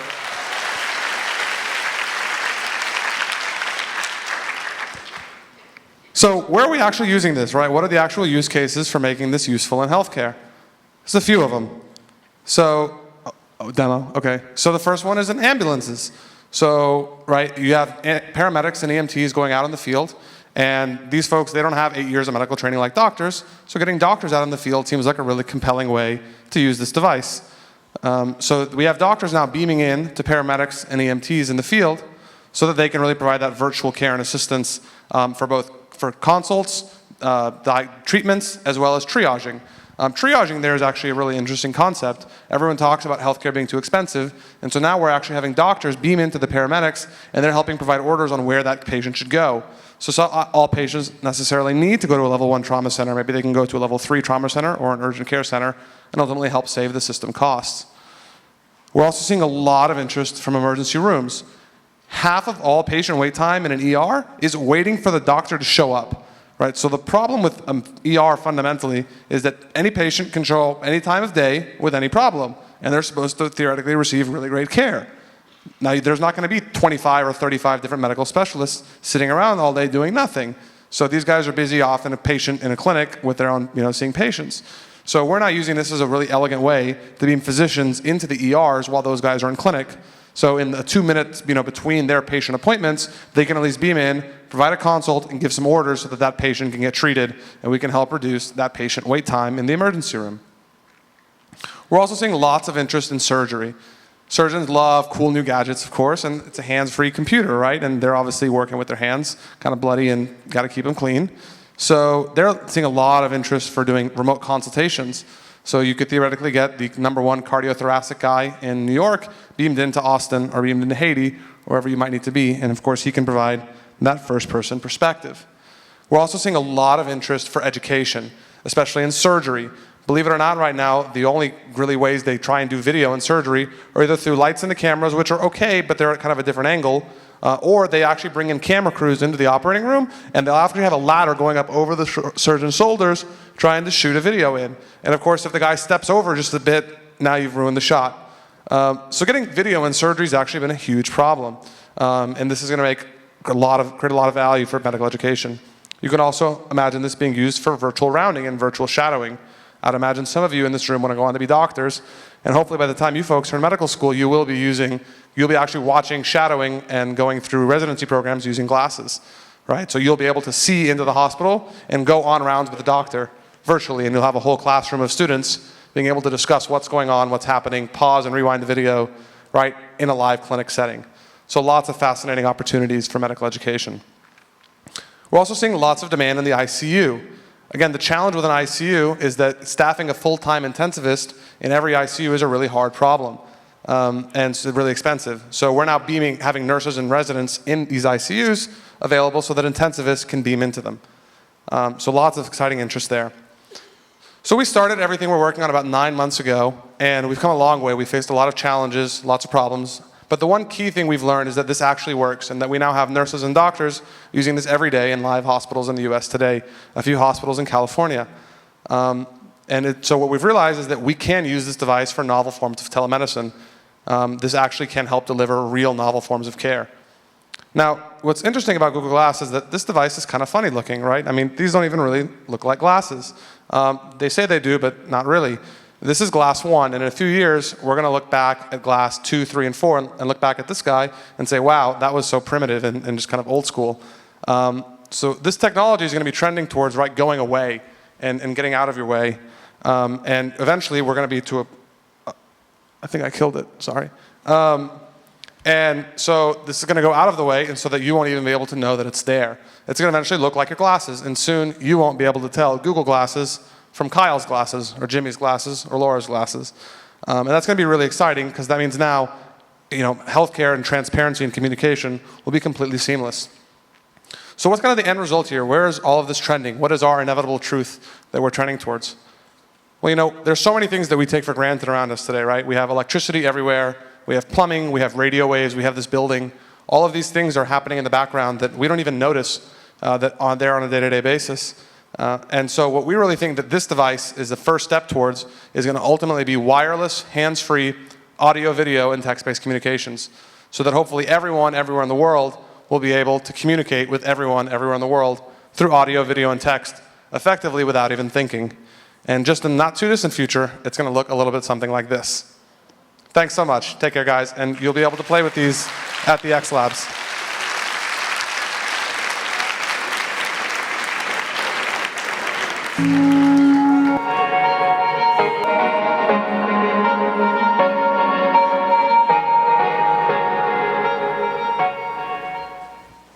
Hi, everybody. My name is Jackie Singer, and I'm the youth lead on the Financials and Partners Committee. And my name is Richmond Dwan, and I'm the executive producer of TEDxYouth at Austin.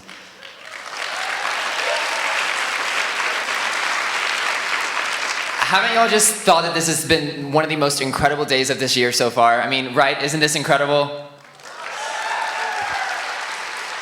And let me tell you, there's a lot more of that to come. I have to say, it has been a truly incredible experience since we set out on our second adventure after our Limitless event in March of last year. It's true, it is an incredible experience. However, incredible experiences don't just happen with dream power alone. Yes, it takes moral, professional, creative, and financial support. But for us here on the team, we like to take that partnership even further to where we call it a partnership. An understanding that we are helping each other achieve a common goal and dream. So most of our event is actually done in kind, with a lot of the team that you'll actually hear a little bit about in just a moment. However, there are still some tangible needs that we need to take care of and we need to just buy. Things like insurance. I bet you never would have thought about insurance for an event like this, right? Me neither. But we have to buy insurance. And so that's something that we need financial support to buy. And so we're so excited when we have generous partners who come together and love us so much to support us in this event in order to have the money that we need to buy those things. We are so happy to have our producing partner this year be Capital Factory and the Entrepreneurs Foundation. Capital Factory helps people become entrepreneurs, and the Entrepreneurs Foundations helps entrepreneurs develop successful corporate culture. This organization is so prevalent in Austin that President Obama made a beeline for it when he came to town because he and many others believe that entrepreneurism, which is the act of having an idea and starting a successful business around it, is so important to the economy and the world. These two organizations do everything they can to support those with big ideas, and now they're bringing that same support to us students. How incredible is that? If you would just look in your program, there's actually a link to a program that they're gonna have for y'all, and it's awesome. They're here to support us in every way possible so that we too can take our big ideas into the world. I just think that's truly incredible. We are so lucky to have so many partners who are strong voices in the Austin community, including Ross and Lori Garber, World Class Capital Group, and the Austin Independent School District. We are also so appreciative of what we like to call our parent partners. These two partners are Eanes ISD and TEDx Austin. These two partners have been such a tremendous support and resources and guidance and in love throughout this entire experience in order to bring this event here today. We also love and appreciate the support of our partnering friends, such as Ann Smalling, the Dewan family, Davis & Hill Solutions, and Cozen Capital Management. Finally, our in-kind partners are here to keep us well-fed and fully stimulated. From your programs to the food to everything in between, the support from our in-kind partners is tremendous. It's truly been amazing, and as you can see, a lot of people have had a loving hand in your experience today. So we would like to take a moment to truly thank them. If you are a partner or here attending on behalf of a partner, would you please stand so that we could show our love and gratitude for your support?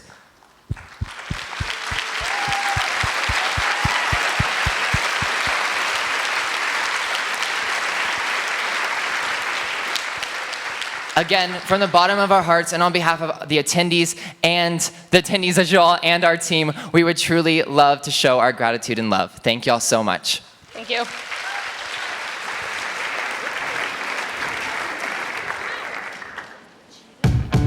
The best time to start a company is right now. Most of the successful entrepreneurs, the reason that people are so successful by the time they're in their 20s is because they realized when they were in their teens that this was a possibility. I remember I talked to a friend and I was like, it would be so cool to have an iPhone app icon on my phone that I created. Okay, let's get to that. And then you get there and you're like, okay, now it would be really cool if thousands of people were using it. And then you get that. We're giving people access to gluten-free that maybe didn't have it before. We had a lady, one time I was doing demos and she ate one of our pancakes and she hadn't had a pancake in like something crazy, like 17 years. What's really exciting is just that curiosity and that creativity in the world about what hasn't been attempted before. That's where the best ideas come from.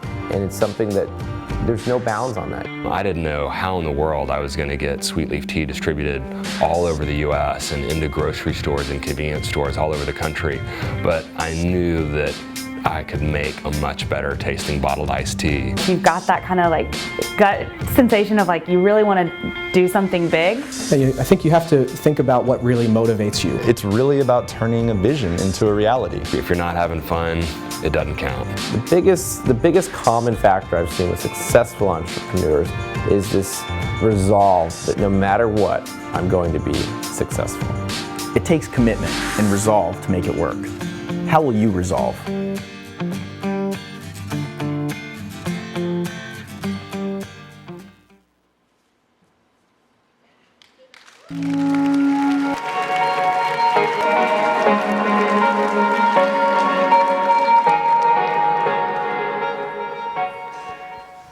Hello, I'm Rebecca LaFair. And I'm Zane Giordano. And we're youth leads for TEDxYouth at Austin. We would also like to thank one partner, Austin Austin Community Foundation. Also, what did you think of that amazing video? Those entrepreneur stories are just incredible. Please raise your hand right now if you've ever had an idea for a company or a product. Raise them high. Wow, that's a lot of y'all. Last year, a ton of attendees came to talk to us about their incredible ideas and asked us for help to change their ideas into actions. In response to that, this year we created what we like to call the human library. Basically, you can go and check out one of the entrepreneurs that you just saw in that video and have a one-on-one conversation with them on how to turn your ideas into a reality. They're going to be wearing this shirt, so make sure you look out for them. This human library is just one part of an interactive experience we like to call the X Labs.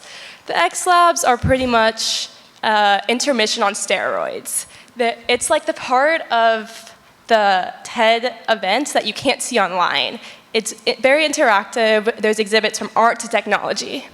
One of the big parts about our X Lab this year is called the Idea Grove. It's 6 giant chalkboards with problems written on them, and you guys can go up and write your answers or ideas to those problems. Also, don't forget to check out the bookstore with book recommendations from our speakers and our team members. There's going to be so much to do, so do not rush through any of it, because after the event, there's going to be an after party where most of these exhibits are going to be open. A couple of things to keep in mind before we release you to the X Labs is, first of all, on the way down, there is an art installation with the lights off, so please proceed with caution and don't run. Second, we encourage you all to make new friends. Look around you. There are kids from all around Austin. This is the perfect opportunity. And third, seats are not reserved. Please sit in a new place when you get back next to a new person. And let's go and have fun at the X Labs. Also, we're going to open the doors at 3:45, and we're going to start the show at 4. Enjoy, everyone. For watching live stream, we'll be back in 1 hour. Not any of you.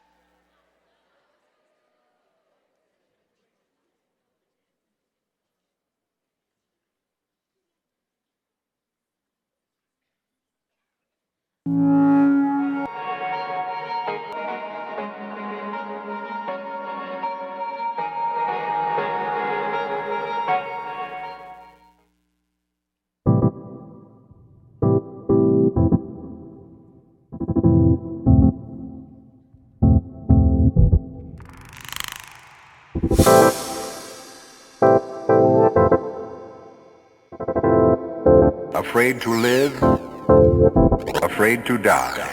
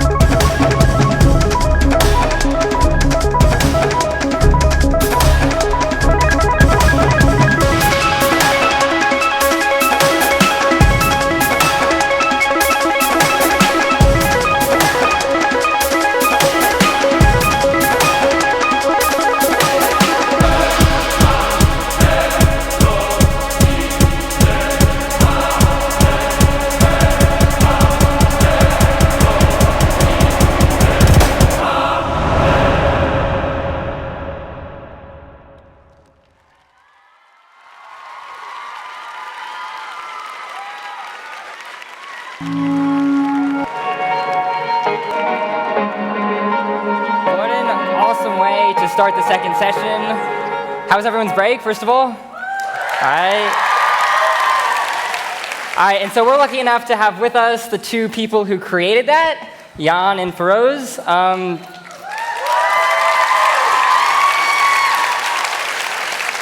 All right, and so let's ask first just a few questions. I mean, first, the music. How in the world did you make that happen? Well, we knew from the start that we didn't want like a really big signed artist. We wanted something more underground. So we found this artist in Portland. His name's Electric Mantis. He's on SoundCloud.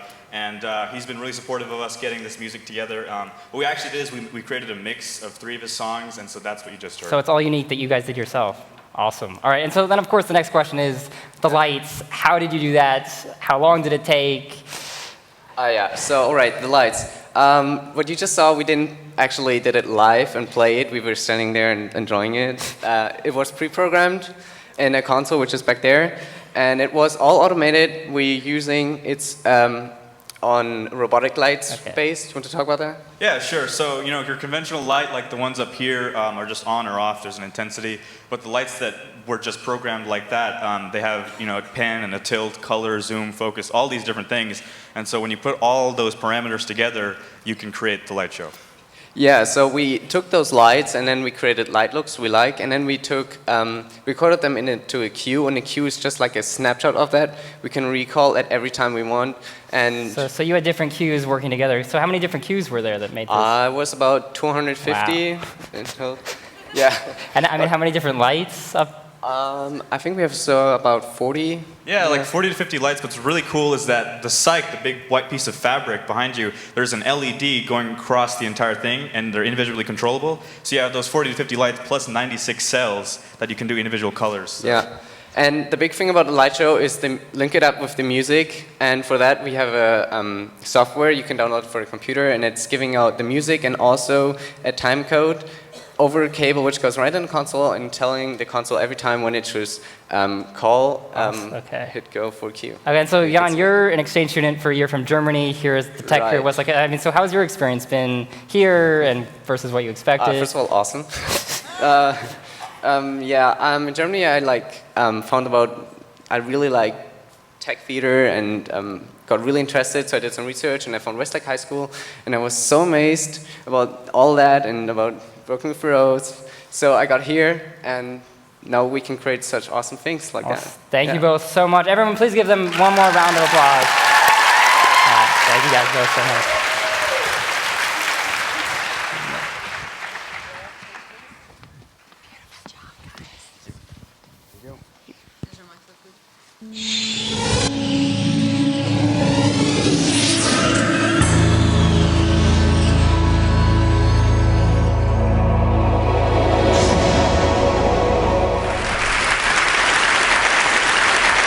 So I grew up in Limpopo, on the border of Limpopo and Mpumalanga, little town called Mutetema. Water and electricity supply are as unpredictable as the weather.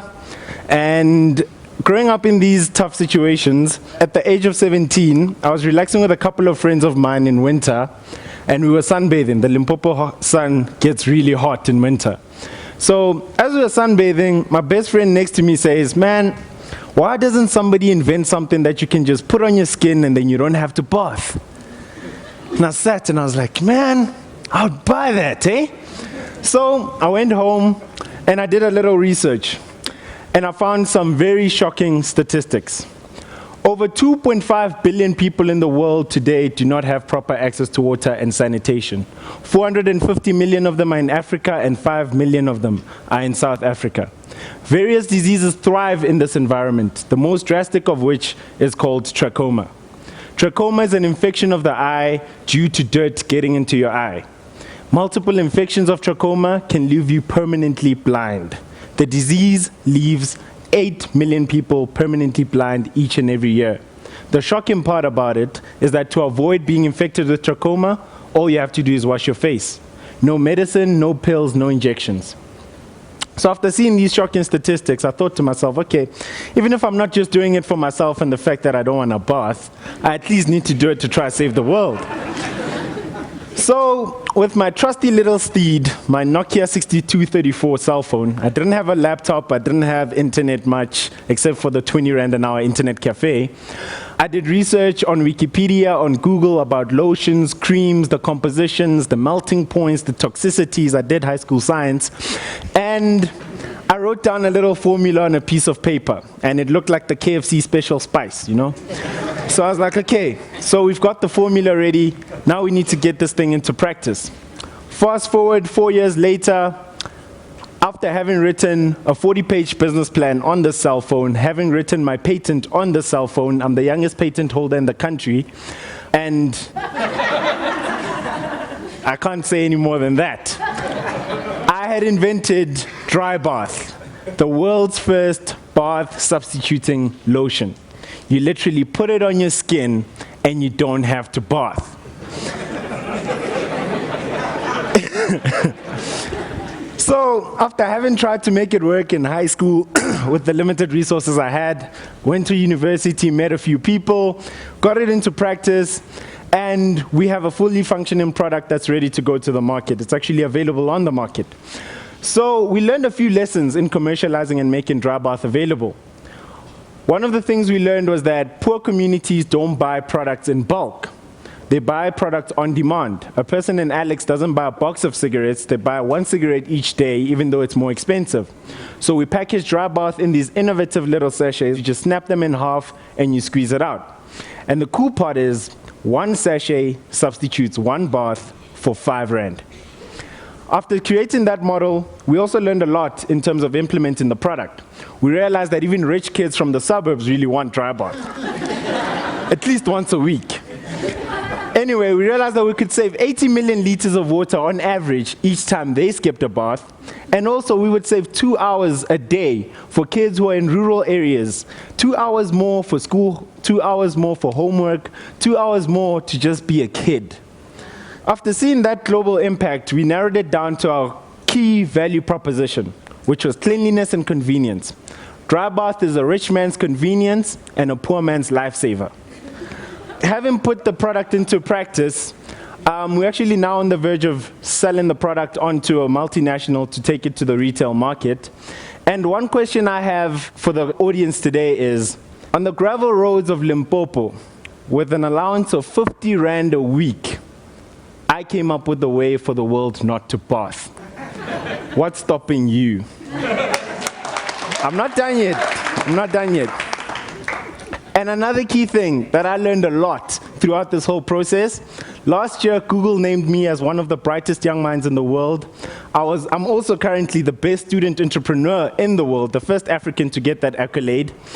And one thing that really puzzles me is I did all of this just because I didn't want to bath.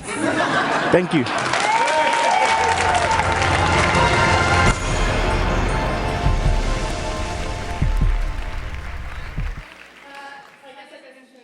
Where a good idea is going to come from. Each of us has a unique experience, each of us has unique talents, and I think if nothing else, what you see when you're on the TED stage or a TEDx stage or you're here at an event is the range, right? From an artist to a scientist to an inventor. Everyone has a unique calling and a unique set of talents and energies they want to bring to it. Next up, we're going to have a poet. And we worked really hard to try and find a poet that would be worthy of your time and to really bring something special to this day. And it turns out that there are 5 youths that are designated as National Youth Poets. It's the highest honor a poet can have in recognition of their original work. We're excited that person actually lives in Austin. And shockingly, that person's on our team. I want to introduce you to Louis Lafair. In addition to everything he has done to bring this program together, he also was recently at the White House to receive this award, and he's going to share one of his poems with you. So it is my great pleasure to introduce Louis Lafair. Thank you, Nancy.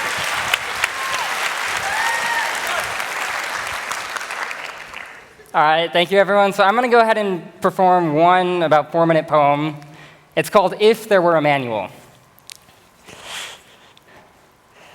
I arrive at the local library, a species so nearly extinct it's confined to the zoo, where the whisper of worn pages induces a skin-shivering sigh across the skeleton of shelves, where a camera flashes in a futile attempt to capture in gigabytes the scent of faded ink. At the front desk, I ask, "May I please have a manual to life?" And the librarian, carrying on her hobbled shoulders the weighted wisdom of all immortalized poets, responds, "Right this way." She slides quietly. Is she still there, slipping through the corridors of guidebooks until I'm left wandering? When are we stopping? Which author will it be? I imagine what the manual will look like. Maybe it will be a human diagram with clearly labeled body parts. Feet made in China, lungs, please recycle. Wrist hair here, graying hair, keep out of reach of children. Heart, handle with care. Brain, lost and found. Ears for lease. Or maybe it will be a Google map from here to happiness.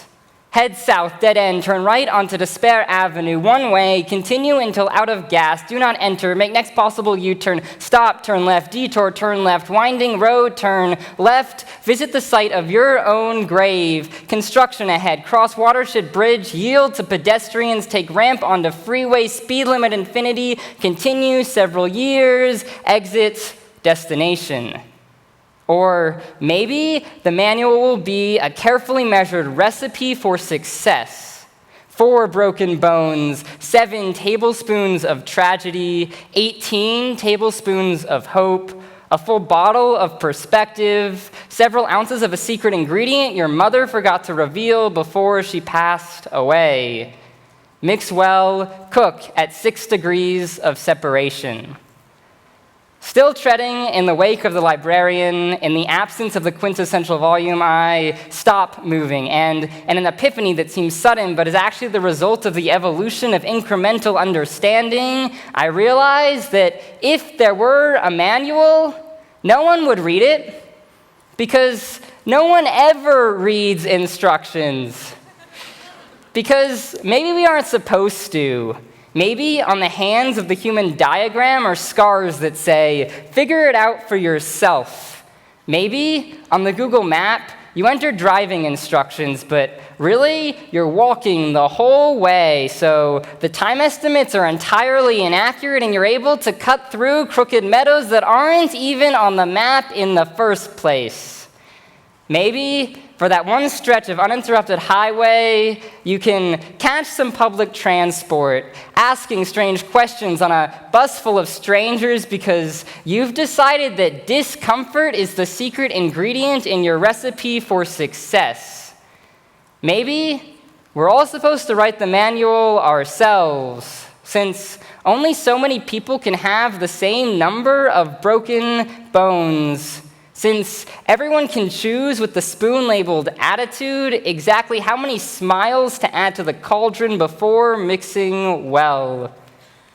Maybe if we don't write the manual ourselves, we will all go extinct, like the local library with the lingering card catalogs, vestigial organs that someone, somewhere, at some point, used to know the purpose of.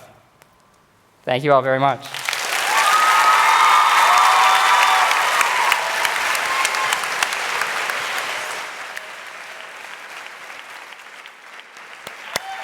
I know.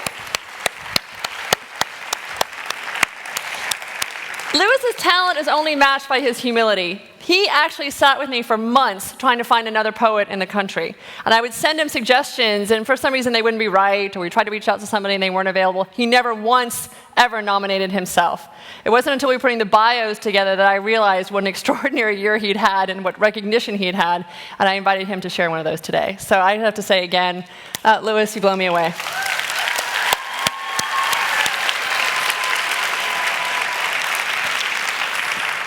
All right, so now we're entering, or you've already sort of entered, the second phase of the day. And this is, we theme the sessions. The first one was rethink, and this one now is about react. It's also about putting our ideas into practice. Obviously, the first group did too. But here we have some really inventive solutions. I'm excited to introduce our next speaker. Again, we have this range, right, of different topics. What I love about the bio of the next person is not all the achievements she's had, because again, you guys can look and see how extraordinary her career has been and how well she's been recognized, but that she got a degree in both mathematics and philosophy. I love that combination. I love when we stretch our brains in different directions. We have no idea how those things are all going to integrate, right? How we don't just work solo, we work in teams. There's all this kind of idea about how things come together in a unique way. So put it up, please, for Dr. Lauren Myers, professor at UT.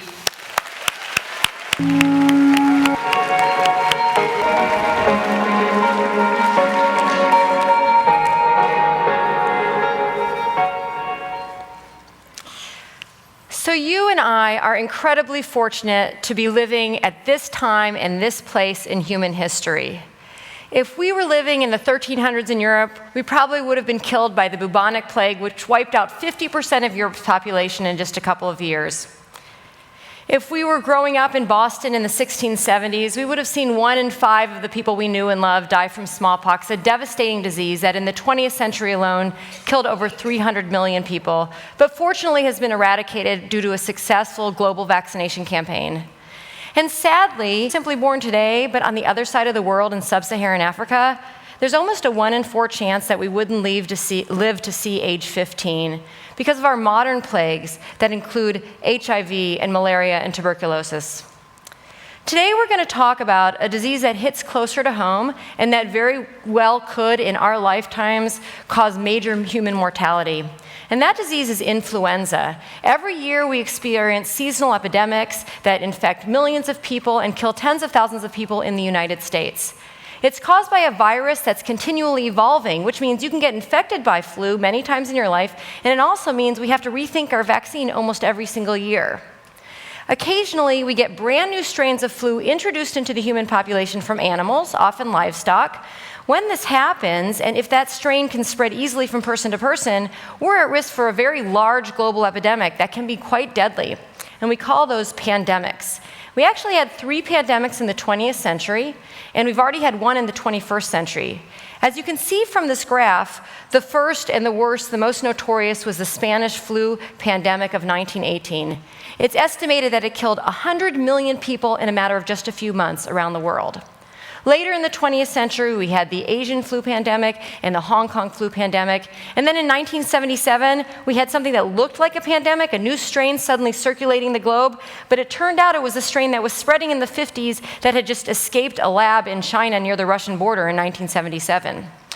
So let's fast forward now to our current threats. In 1997, we became aware of a very deadly strain of avian flu, numbered H5N1, that is wreaking havoc in poultry farms around the world. And whenever it infects people, it's really deadly. Fortunately, it has not evolved the ability to spread from person to person. But if it does, we could be in for a pandemic even far worse than the 1918 flu. For that reason, the international public health community has been working for almost 2 decades to prepare for the next pandemic. Well, it turned out the next pandemic wasn't deadly avian flu out of China, but a milder swine flu out of Mexico, which you may remember. It was the 2009 H1N1 pandemic. And today, we have on our radar a couple of other new strains of flu that we're concerned about. There's H3N2 variant, which is causing outbreaks in the Midwest, particularly associated with farms and state fairs. And then there's another deadly avian flu, an H7N9, that's caused 2 outbreaks in China within the last 12 months. That's a century of flu. Now let's zoom in on a few seasons of flu. And let's take a close look at the 2006-2007 season. Very typical. Flu starts rising when kids are back in school. November, it's really climbing. We hit a little peak in December. Things die off a little bit over winter break, and then we get our major peak in February. The 2008 and 9 seasons were very similar. And then just when we expected flu to die down for the summer, as it does every summer, the 2009 H1N1 pandemic emerged out of Mexico, started spreading in the US and around the globe. We had an unusual April wave of transmission and then a very early, very large wave of fall transmission that peaked in October. It died down, and then we didn't see very much flu at all that year during the typical flu months of January and February.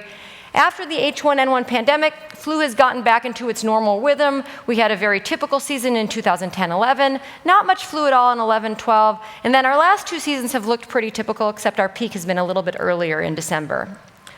So how do doctors and public health officials on the front line fight diseases like flu? Well, it really depends on the disease. For gastrointestinal diseases in the developing world, clean drinking water and sanitation is essential.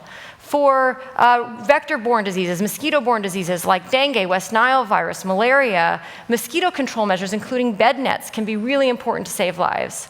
For flu, we have vaccines, but as I mentioned, it's sort of hard for us sometimes to keep up with the evolving virus, and we have medications called antivirals, which if taken early enough, can reduce your symptoms and shorten your infectious period. And particularly important are the things we call non-pharmaceutical interventions. Those are things like washing your hands and implementing social distancing interventions like closing schools so people simply don't come in contact with each other. Those can be really important in the early days of a pandemic, long before we are able to develop and to deploy an effective vaccine. These measures save lives, but they don't answer the big questions for us. They don't tell us who is infected in the world today, who will be infected tomorrow, and how can we stop the spread of these diseases. And that's where people like me come in, and people like me turn to supermodels. And I don't mean the lovely Christy Turlington and Mark Vanderloo, but what I mean is just like meteorologists build big models of the atmosphere and the oceans in order to understand and predict the weather, we build big models of diseases and human movement and human behavior in order to understand and anticipate what's going to happen with disease outbreaks. And we use supercomputers for these. So what do we put into our models? Well, we put fundamental science into our models. And one of the most important developments and advances in our area of infectious disease epidemiology in the last 20 years has been an increased understanding of and appreciation for the importance of social networks, human contact patterns in determining the fate of an outbreak. Who is in your orbit that you could catch or spread disease to? The people in your household, the people in your classroom, the people who you're out on the sports field with, or that you bump into in Starbucks. And who are in their orbits, and who are in their orbits. And we're all a part of this giant web of contacts that determines exactly how and how fast and where diseases are going to spread when they're introduced into our populations. So in order to understand diseases, we build models of networks at all different scales, from the entire globe down to a single healthcare facility. We also model networks that represent different kinds of interactions, from the casual encounter in an internet cafe in Montreal to high-risk needle sharing or sexual contacts in an at-risk population in urban Atlanta. And we even build network models for different species, including pride-living lions in the Serengeti. And from these models, we really are getting important insights into how diseases spread. We can answer questions like, who are going to be the super spreaders in the next pandemic? And are there epidemic bridges, people that are connecting two populations that would otherwise be isolated that are going to serve as important conduits when an outbreak occurs? We can answer questions like, why do children often get infected before adults in epidemics, particularly flu epidemics? And why do some epidemics spread in multiple waves, like the 3 waves that occurred during the 1918 pandemic, and others just in one large wave? And then very practical questions like, who should get the first vaccines when we don't have many on hand? And who are the best sentinels? That means, who should we monitor so that we know what's happening in an outbreak, who's infected, and how fast it's spreading? So with that kind of science under our belt, we can now address the big 3 questions. The first one is, where are diseases today? Where do we get this kind of graph that I showed you earlier showing how much flu activity there is in the US? Well, the CDC's primary surveillance system consists of thousands of doctors' offices around the country, shown on this map, that are reporting on a weekly basis how many cases of flu they see in their office. So in 2009, the state of Texas came to my group at UT and asked us if we'd help them to optimize and evaluate Texas's flu surveillance system. The question was, is the information they're getting from these doctors actually telling them what they want to know about deaths and hospitalizations due to flu throughout the state? So using computer models, we were able to determine that a carefully designed network of just 35 information providers, 35 doctors, could be far more informative and useful than the actual about 200 that were in the state surveillance system at the time. And to do this, we modeled not only the spread of disease, but the spread of information about the disease. And then we used high-performance computers, supercomputers, at the Texas Advanced Computing Center here in Austin, along with sort of fancy optimization methods in order to systematically figure out what would be the very best combination of doctors' offices to be gathering information from, so we can detect outbreaks as early as possible and monitor the outbreaks as accurately as possible. So this new method that we've developed can not only be used to improve surveillance for many different diseases, but it can also importantly be used to integrate traditional data like we get from doctors with next generation digital data from sources like Google and Facebook and Twitter. And in fact, Google is the one that actually pioneered the use of digital data in disease surveillance with something called Google Flu Trends. The scenario is, you're sick, someone you know is sick. What do? You sit in front of your computer and you Google fever, sore throat, Tamiflu. And Google said, well, how many people on a daily basis are actually Googling for flu-related terms? And when they graphed that search activity, it beautifully mirrored the actual epidemiological activity. And you can see that in this graph. The Google curve is in blue, and the CDC's real epidemiological data is in orange. So this can be very useful, except there's a really important discrepancy. If you squint your eyes and you look at the spring of 2009, you'll see that Google is far higher than the actual epidemiological activity. And why is that? Well, H1N1 started spreading, CNN started talking about it, and everyone started Googling about it, even though very few people were actually sick with it. So this can be incredibly valuable, but it has to be interpreted cautiously. And we are right now working with the CDC and the Texas Department of State Health Services to help them figure out how to really effectively integrate this next generation data in order to improve early detection and surveillance for diseases. Moving on to question 2, forecasting. Who will have flu tomorrow? What we would really like to know is when and where that next pandemic is going to emerge, how deadly it's going to be, how quickly it's going to sweep the globe. But we can hardly even tell you what flu is going to do next week, let alone next month. This is a huge challenge and a really important priority. And so in order to inspire the scientific community and the technological community to really put on their thinking caps, the CDC just announced a contest, a flu forecasting contest. Well, thanks to the October federal government shutdown, they announced the contest the Monday before Thanksgiving, with our first forecasting submission due the Monday after Thanksgiving. So our group at UT, along with our 18 competitors around the country, we will probably forever associate flu with turkey. So What do we have to do? Well, we have to, as accurately and early as possible, forecast when is flu season going to start, when is it going to peak, how high is that peak going to be, when is the flu season going to end, and how much flu activity, how many infections are there going to be over the course of the season. And my group at UT is using several different statistical methods, a combination of traditional and next generation data, as well as our scientific understanding, the fact that flu is correlated with humidity, and flu transmission is also influenced by the school calendar. And whatever the outcome, whoever wins at the end of the flu season, this effort will certainly have advanced our ability to forecast flu. The final question, how can we use our models to actually help stop the spread of disease and save lives? Here's an example. In 2009, during the early days of the H1N1 pandemic, we worked with the federal government to help them figure out how to effectively use the strategic national stockpile of antivirals to slow the spread of the disease before we were able to develop and deploy an effective vaccine. The challenge was we only had 80 million courses of drugs, and we have a population of over 300 million people to protect. So we used supercomputers, we used optimization methods to very rapidly search through hundreds of millions of possible distribution schedules to figure out which ones were likely to save the most lives. And then after we did the analysis, we built this visualization software that you see on the screen, which we used to show our public health collaborators exactly what the model was doing and exactly what the results meant. And even though we didn't use this for our analysis, using this to communicate with public health was extremely vital in allowing us to take the science and translate that into decision making in DC.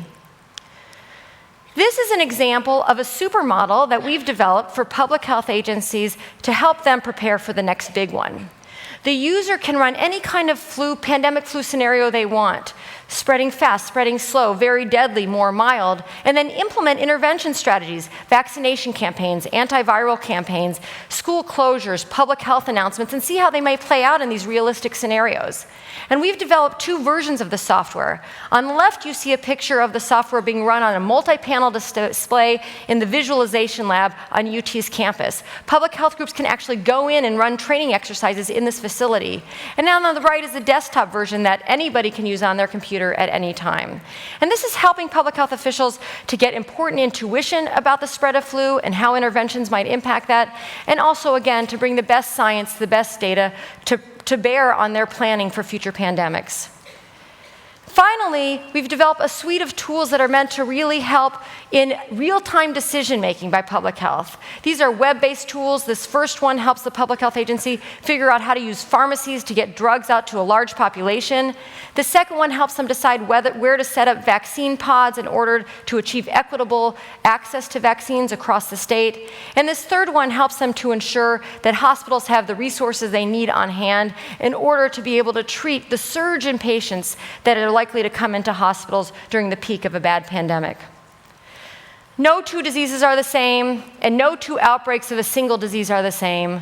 But nonetheless, the kinds of concepts and methods that I've shared with you today, network modeling, optimization, integration of next-gen data, can really help us to understand, track, forecast, and control all sorts of diseases, and can be as important as good drugs and vaccines in our arsenals that we're using to save lives around the globe.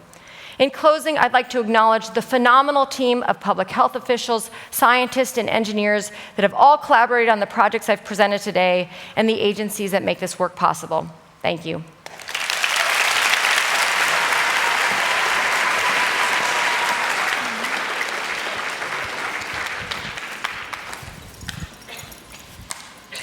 So how many of you guys have a passion, one that you can't live without? Awesome. So this next speaker has a passion that's so explosive that it's inspired me, and I know it's going to inspire you too. He's going to show us that it's never too early to throw ourselves into something we might love, and it's never too late to start learning something new. Please join me in welcoming flyboarding master Jake Arell.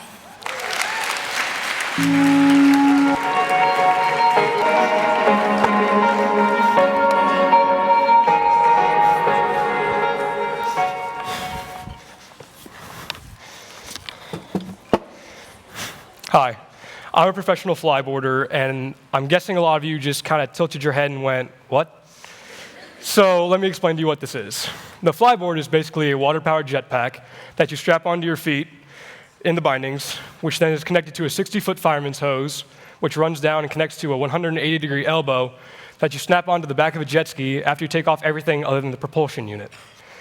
Now, a lot of you are probably thinking, who in the world is crazy enough to do this, and why would they even think about strapping this crazy contraption on their feet? Well, I do because it's probably the most fun thing I've ever done in my life. So, me and my dad, we saw a video of this online, and being the adrenaline junkies we are, we had to try it. I mean, how could you not? Come on, look at it. It's awesome, it's not even hooked up to anything. So we Google it, find out the place is 15 minutes away from our house, so basically we're there in 5 minutes. So during the demo, the person training me kind of sees how I got to it, understood the main concept of it, took a liking to me, and offers me a job as a trainer. So I go from someone who trains people on a weekly basis how to do this to someone who's competing in a World Cup in under a year. So at the competition, you're mainly based on 4 things: your height, your style, confidence, and your tricks. And what's kind of amazing about the sport is last year's competition, there was a handful of people doing backflips. And in this competition, everyone from the top 8 up were doing double backflips.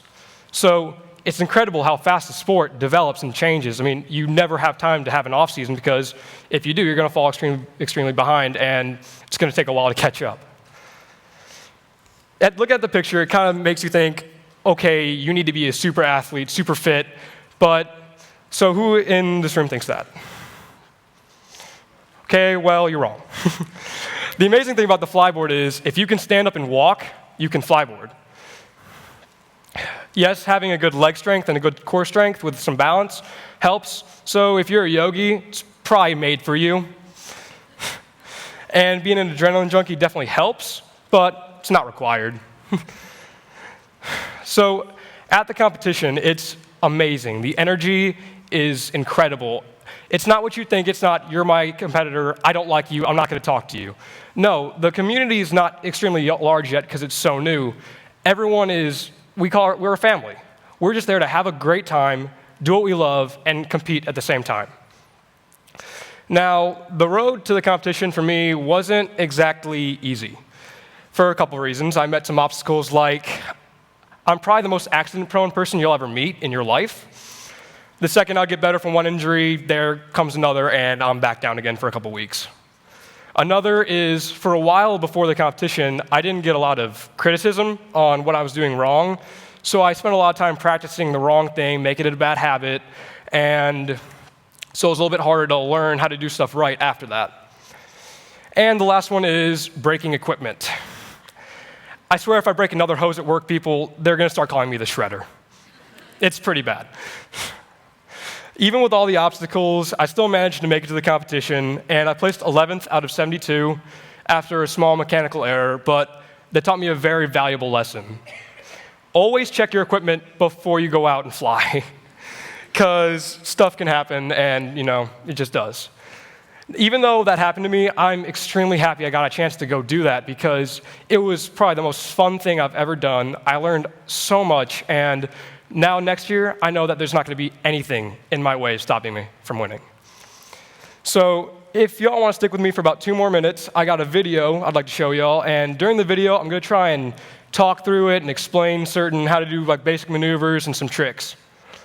So right here,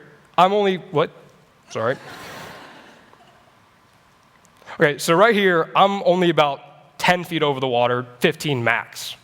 You can't really tell because it's a little bit zoomed in too far. And just that is the most incredible feeling in the world. You feel like you can do anything. You feel like you're on top of the world, and it's incredible. So as you can see, I started off with a backflip for my first trick, and to do a backflip, you need to make a hard left turn around the jet ski, and so to do that, you need to take your right leg, lift really hard up on it, and lean to the left. And as you go around the jet ski, you're going around fast. The whole procedure happens in about 2 seconds. And when you get around the jet ski, that's when you put your jet straight down and just throw your head straight back and hope you don't hit your face on the hose, because that feels like a concrete pole. So that's not fun to run into. Dives, really simple. A lot of fun though. All you do, lean forward, kick your feet above your head, and hope you don't land wrong and do a front flip underwater. So right there, the whole time I'm up there, I'm pretty much running this jet ski at full throttle with about 8,000 RPM. And when you're doing that, the slightest movement rockets you into any direction that you make it. So it's a little bit harder to control when you got that much power, but to be able to do this kind of stuff and rocket yourself like that, you need the power. And it just makes it a lot more fun to fly at full throttle. So this was the second run of the competition I competed in, and it was 2 minutes long total. I had about 2 minutes to fly. They started with a buzzer, and it ended with a buzzer. And what I like to do is I have a waterproof case for my phone, so I put music in my ears while I fly. That's incredible because it makes it really hard not to dance along. Most videos, I'm usually dancing. So there's a lot of different ways to do a backflip. It's different for everybody. One way is to do the S turn, like you might have saw earlier, and the other way is to do the circle. And that's flyboarding.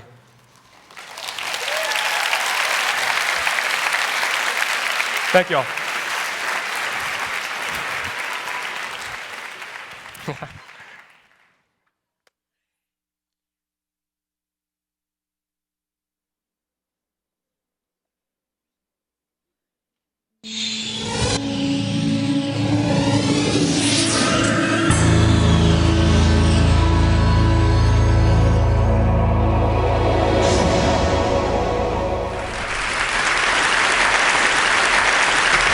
So ladies and gentlemen, at TED we talk a lot about leadership and how to make a movement. So let's watch a movement happen, start to finish, in under 3 minutes and dissect some lessons from it. First, of course you know, a leader needs the guts to stand out and be ridiculed. But what he's doing is so easy to follow. So here's his first follower with a crucial role. He's going to show everyone else how to follow. Now notice that the leader embraces him as an equal. So now it's not about the leader anymore, it's about them, plural. Now there he is calling to his friends. Now if you notice that the first follower is actually an underestimated form of leadership in itself. It takes guts to stand out like that. The first follower is what transforms a lone nut into a leader.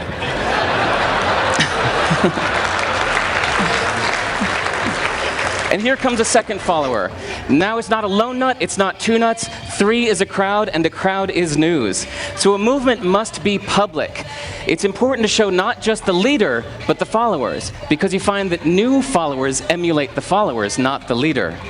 Now here come 2 more people, and immediately after, 3 more people. Now we've got momentum. This is the tipping point. Now we've got a movement. So, notice that as more people join in, it's less risky. So those that were sitting on the fence before now have no reason not to. They won't stand out, they won't be ridiculed, but they will be part of the in crowd if they hurry. So, over the next minute, you'll see all of those that prefer to stick with the crowd, because eventually they would be ridiculed for not joining in. And that's how you make a movement. But let's recap some lessons from this. So first, if you are the type, like the shirtless dancing guy, that is standing alone, remember the importance of nurturing your first few followers as equals. So it's clearly about the movement, not you.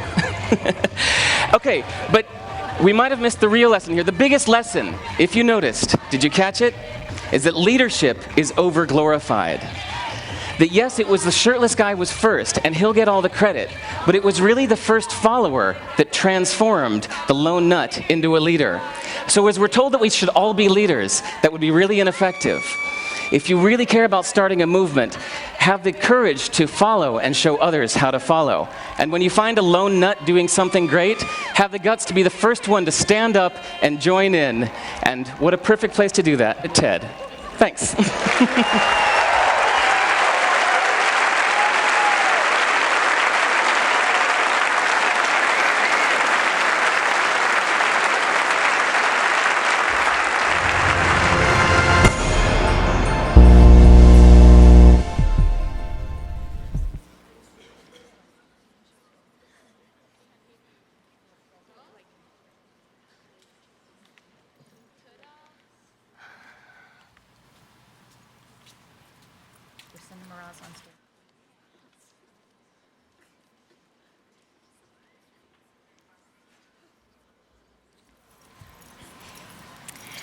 So this next speaker has risen in the face of every hardship. He served time, but then he rebounded and graduated from UT with honors. With just his guitar, loop pedal, and powerful voice, he brings a beautiful and inspiring message to the entire world. Please give it up for straight out of Austin, Sal Paul.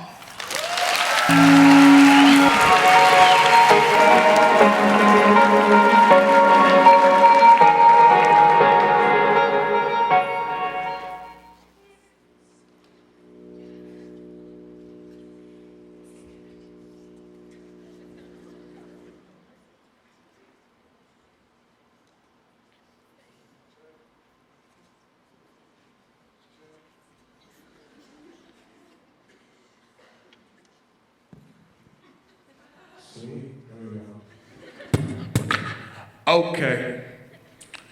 I only have a few minutes. I'm gonna talk fast. I'm gonna need a couple of volunteers. Is anybody brave enough to volunteer? Okay, stay ready. I'm gonna come back to that in a few moments. I wanna make one point. Is anybody familiar with the order of operations? Anybody hate math? A lot more hands, okay. But you still know what the order of operations is, right? It's like whether you do like multiplication and division first, or what's in the parentheses, or addition and subtraction, there's an order that you do things in to get the correct answer, right? Cool, so that's what life is like. You might have never heard of this phrase because old people say it. Anybody over 25 is old. So old people got this phrase, it's called jack of all trades, master of none. Have you heard it before? Oh, you heard that already, right? That's crazy. I'm like, maybe they're just not as talented as you are. That's why they say stuff like that, right? Like jack of all trades, master of none. Maybe I just have a lot of different gifts. I have a lot of different talents. That was my problem. I grew up and I was very talented, but I had to figure, later in life I figured out that really it's about the order I do what I do in. So myself, right, like, I have a CD. It's called Tower to Tower. I got a lot of CDs actually, a lot of different songs. And I have a DVD, right? It's a movie about my life. It's called Tower to Tower. And then I wrote a book, and this book is called Dreaming 3D. It's pretty cool. I really like this book. And then, that's funny? Yeah. I don't know. I do. I mean, I wrote another one I didn't like it. I didn't put it out. No. And then I even have a mobile gaming app out, right? Like you can go to iTunes, you can go to Google Play, you can download it. It's called Saul Paul Dreaming 3D, right? So I run a multimedia company. Ultimately, I'm just an entrepreneur. But back to the order of operations, I had to figure out what I'm gifted at, what I'm talented at. Then I had to realize the order to do it, right? So I'm an author, I'm a speaker, I'm a filmmaker, I design multimedia apps and websites, but I'm a musician.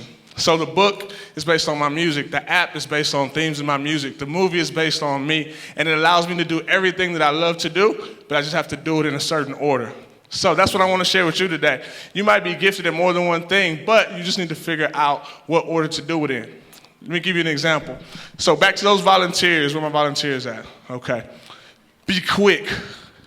You, with the pink headband, come up here, quick.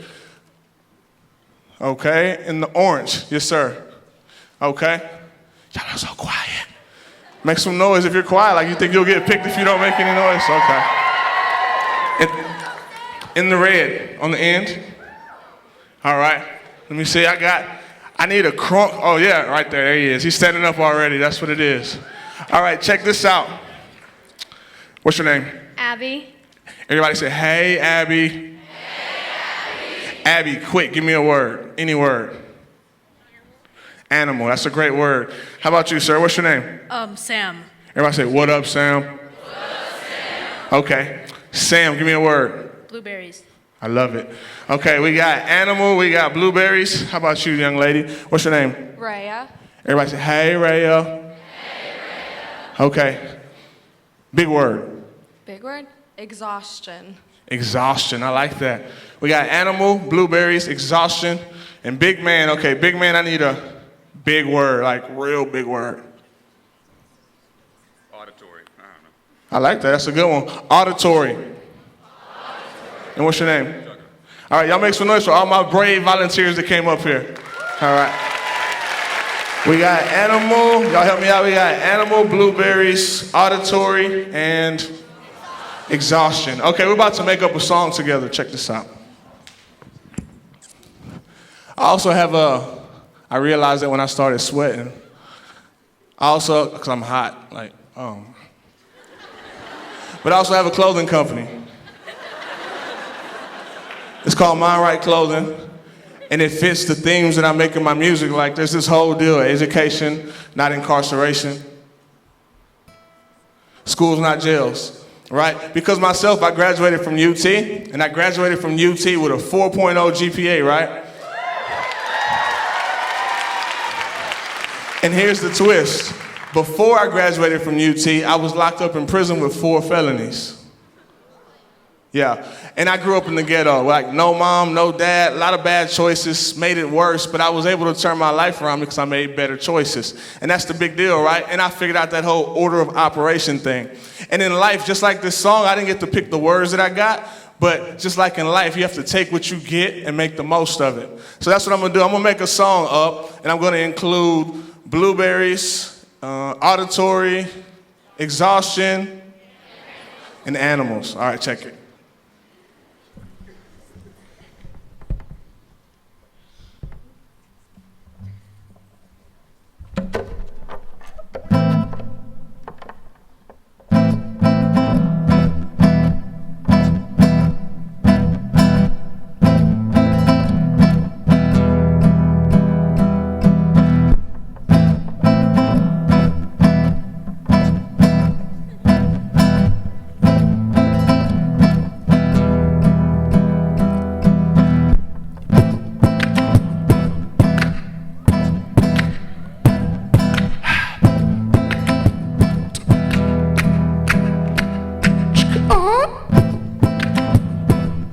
Okay. Last thing I need y'all to do, N-O-W, what's that spell? Every time I point to you, I want you to say, check it. If your mind's right, then you shine right. You tight right. You bright right. Hey, if your mind right, it go down right. Hey, if your mind right, then you shine right. You tight right. You bright right. Hey, if your mind right, it go down right. Now, now, now, now, now. One more time. If your mind right, then you shine right. You tight right. You bright right. Hey, if your mind right, it go down right. I'm South Paul, I like blueberries. I got me a bad chick, she rock Burberry. Check this out, it's necessary, yeah, I be flossing. ATX, that's Exodus Austin. No comma, no need for no drama. I speak to your auditory. Hey, my mama, she gone, but it's okay, I'm all good. Graduated from UT after going to the hood. After prison, but I shine like a prism. I take the words they gave me, then I flip them. I'm a beast, but please don't call me an animal. These other dudes soft, kinda like your animals. Yeah, that's just pajamas though. Now check it out, I can't help but I be jamming though. What's the last word? I don't remember, but I'm gonna chop it down like timber. Hey, if your mind right, then you shine right. You tight right, you bright right. Hey, if your mind right, it go down right. One more time. If your mind right, then you shine right. You tight right, you bright right. Hey, if your mind right, it go down right.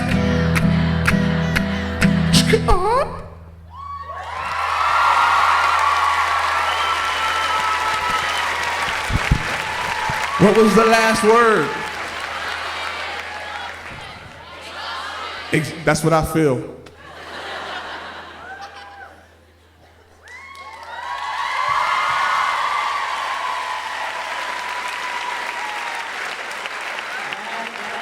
That was entirely improv for you guys with all your words. And so we're going to take a moment now. You see this whole event and this entire production, but you don't necessarily get to see all the people and the countless hours upon hours for months that they put into this.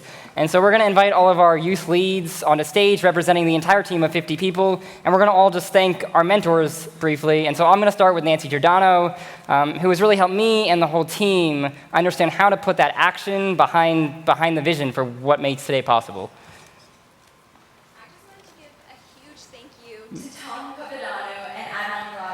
handling all the tech stuff for registration. I helped manage all the registration, but without them, I would have sat in front of a computer hopelessly for hours and hours, and they just helped bring you all here. So thank you so much. Hi, I'm Roshni Rawal, and I'm the speaker liaison for TEDxYouth at Austin, and I'd just like to thank Carol Reese for being such an amazing mentor and supporter. And she sadly couldn't make it here today, but she's in Washington, D.C. watching the live stream. So, hey, Carol, we love you, and we wish you were here. Hello, my name's Jake Solomon. I am the volunteer coordinator, and I'd like to thank Christy Schultz for helping us keep organized and making all of this possible. Hi, I'm Madeline Goulet. I'm project manager, and I'd like to thank Diane Bertotti and Nancy Putnam on behalf of the entire team for keeping us all organized at all times. Hello, I'm Rebecca LaFair. I work on the X Labs, and I would like to thank Brent Dixon and Jacob Stetson for helping make the magic of the X Labs alive. My name is Zane Giordano, and I ran the X Labs with Rebecca, and I would like to thank the wonderful artists at Collabinart and Harvey English. Hi, I'm Sophie Ahmed. I work with the video team, and I'd like to thank Ricardo Palomares for making everything we accomplished possible. Hi, I'm Jackie Singer from the Financials and Partners team, and I want to thank Chris Kochek and Shauna Butler for their support and teachings along the way. Hi, I'm Chris Duvarney. I'm the Youth Outreach Lead, and I'd like to thank Carl Hooker for helping us reach over 86 schools. Hi, I'm Andrew Tate. I'm the Technology Lead, and I'd like to thank Hans Kaler for being my website mentor. Hi, I'm Corey Cooper. I manage social media for Outreach, and I'd like to thank Byron Reese for showing me how best to reach all of you here at the event today. Hi, I'm Sammy Gerard from the graphics design team, and I'd like to thank Julie Taylor for helping me through the production of the program and all the banners and everything.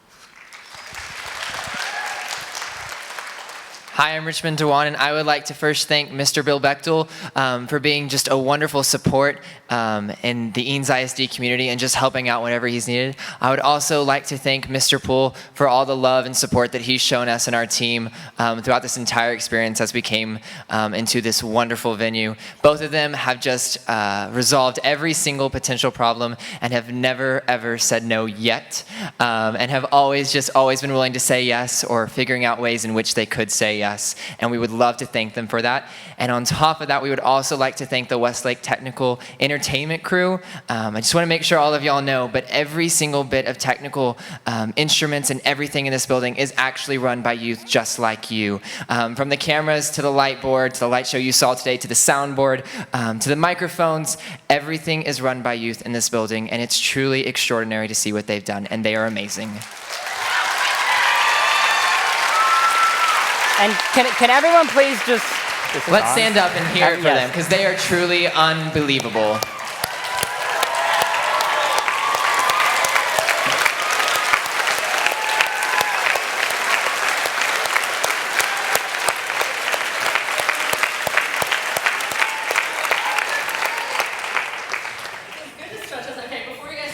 Senior, can you take 2 steps forward? Awesome. You guys, we're gonna. I just want to say this is actually the senior class of TEDxYouth Austin 2014, and you guys are all going to be moving on. But I first just want to say thank you. Lewis stepped in 3 years ago, along with Richmond. Most of these guys have been on the team for 2 years. They will be, again, graduating. We'll have to figure out who here is going to help take their place as we bring in new folks into the team. But I just want to say thank you guys so much. It's been a huge honor to work with all of you. And before we release you, if you're a mentor and you're in the room, because a lot of our mentors are outside, can you guys stand up for a moment?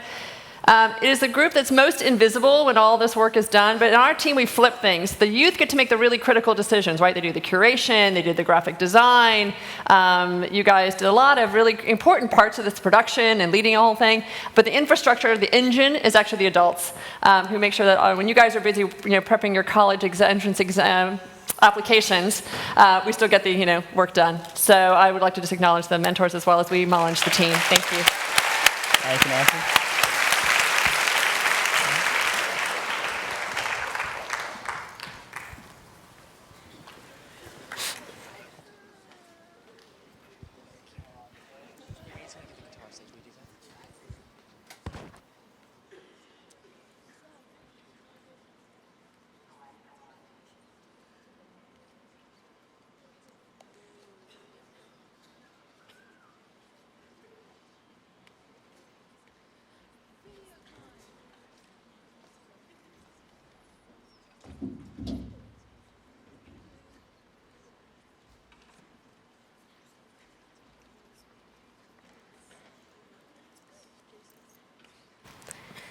So we're in the final stretch of TEDxYouth at Austin 2014. I hope that you guys have had a great time so far. Super exciting, right? It's been a pretty incredible event, right? So our last two speakers, they're definitely some of my favorites. So our next speaker has so much energy and enthusiasm and a make it happen attitude, which we just love. So please give it up for the founder of Build a Better Block, Jason Roberts.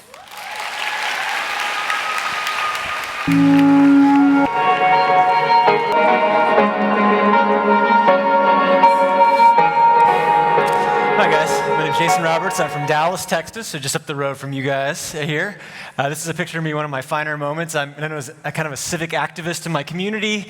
My city didn't seem to know how to get bike lanes done. They said it was going to cost a lot of money and take a lot of years, so I figured I'd just help them out a little bit on the streets. So this is kind of what I'm known for in my community. But during the day, I kind of am not the most exciting guy. I worked with computers. I worked in rooms like this, a lot of cables in my life, a lot of sitting around trying to build websites and things like that. But I did have one creative outlet. At night, I played in rock bands, so that was my one cool factor, right? Okay, but my life was really changed dramatically when I went to Europe. Has anyone here, raise your hand if you've been to Europe at all? Wow, quite a few. This is great. And I saw all these great places when I'd go. Like in Italy, I saw these amazing plazas and fountains full of life with old people and young people, old buildings. I'd go up to Scandinavian countries and see grandparents riding bicycles with kids. I saw old buildings that were hundreds of years old that had these great old shops that had kept on going and doing great. So I thought, well, what are we building whenever I come back to Dallas? What are the things that are going to be our legacies? What are our plazas and our fountains and things like that? And when I came back home, I saw a lot of these things. And this was really depressing for me because I thought, this is not the kind of legacy I want to give to my kids or my grandkids because I can't ride my bicycle here, I can't sit outside and drink a cup of coffee and hang out with friends or anything. So when I started asking people about why aren't we doing cool things, and I go to meetings and say, why don't we get bike lanes and why don't we have things happen? They say, no, we can't change anything. There's all this fear. A lot of people like this came out and said, don't do anything, don't make anything different, right?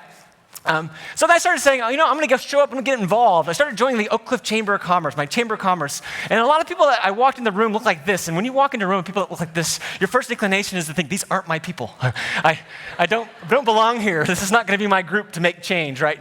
But that would have been the worst thing I could have done because these are actually the doers. These are the people that show up and actually want to do things. Most people don't show up. So I started getting involved and I kept showing up, right? And one of the first rules I learned was there were a lot of things that needed to get done in my community. A lot of people liked the idea of doing cool things, but very few people were actually putting pen to paper or getting out in the streets and doing them. So there was a difference between a cheerleader and a champion. So I decided just to do that little twist and become a champion as opposed to a cheerleader. One of the first projects I took on was I had this old theater called the Texas Theater that was in my community. It was rather famous. This is where Lee Harvey Oswald snuck into after shooting the president, JFK, but it had been boarded up for years. There was a small group trying to revive it, but nothing was really happening. So they said we need millions of dollars to fix things, and I thought, well, I don't have millions of dollars, but what if I brought all my friends out in the arts community, and we'll build these easels, and we'll just paint a lot of pictures, and hope that we'll have people show up, and we'll turn it into an art gallery. Maybe people will use this space.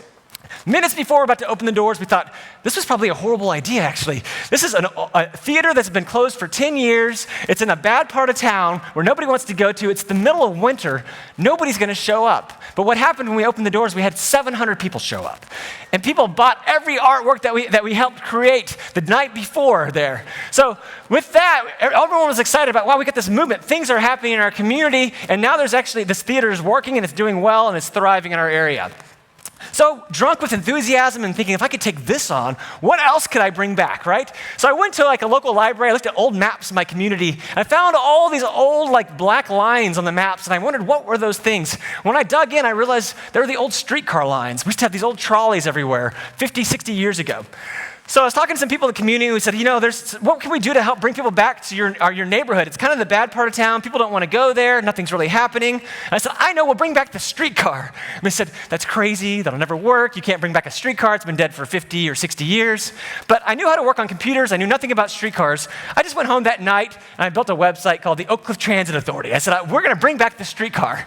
And it looked really official, right? It had like board of directors and history, and people thought, this is great. And then what happened after that was the local newspaper came out the next week and said, hey, dreaming of the days the streetcar returns. That's what Jason Roberts and other members of the recently formed Oak Cliff Transit Authority are hoping, right?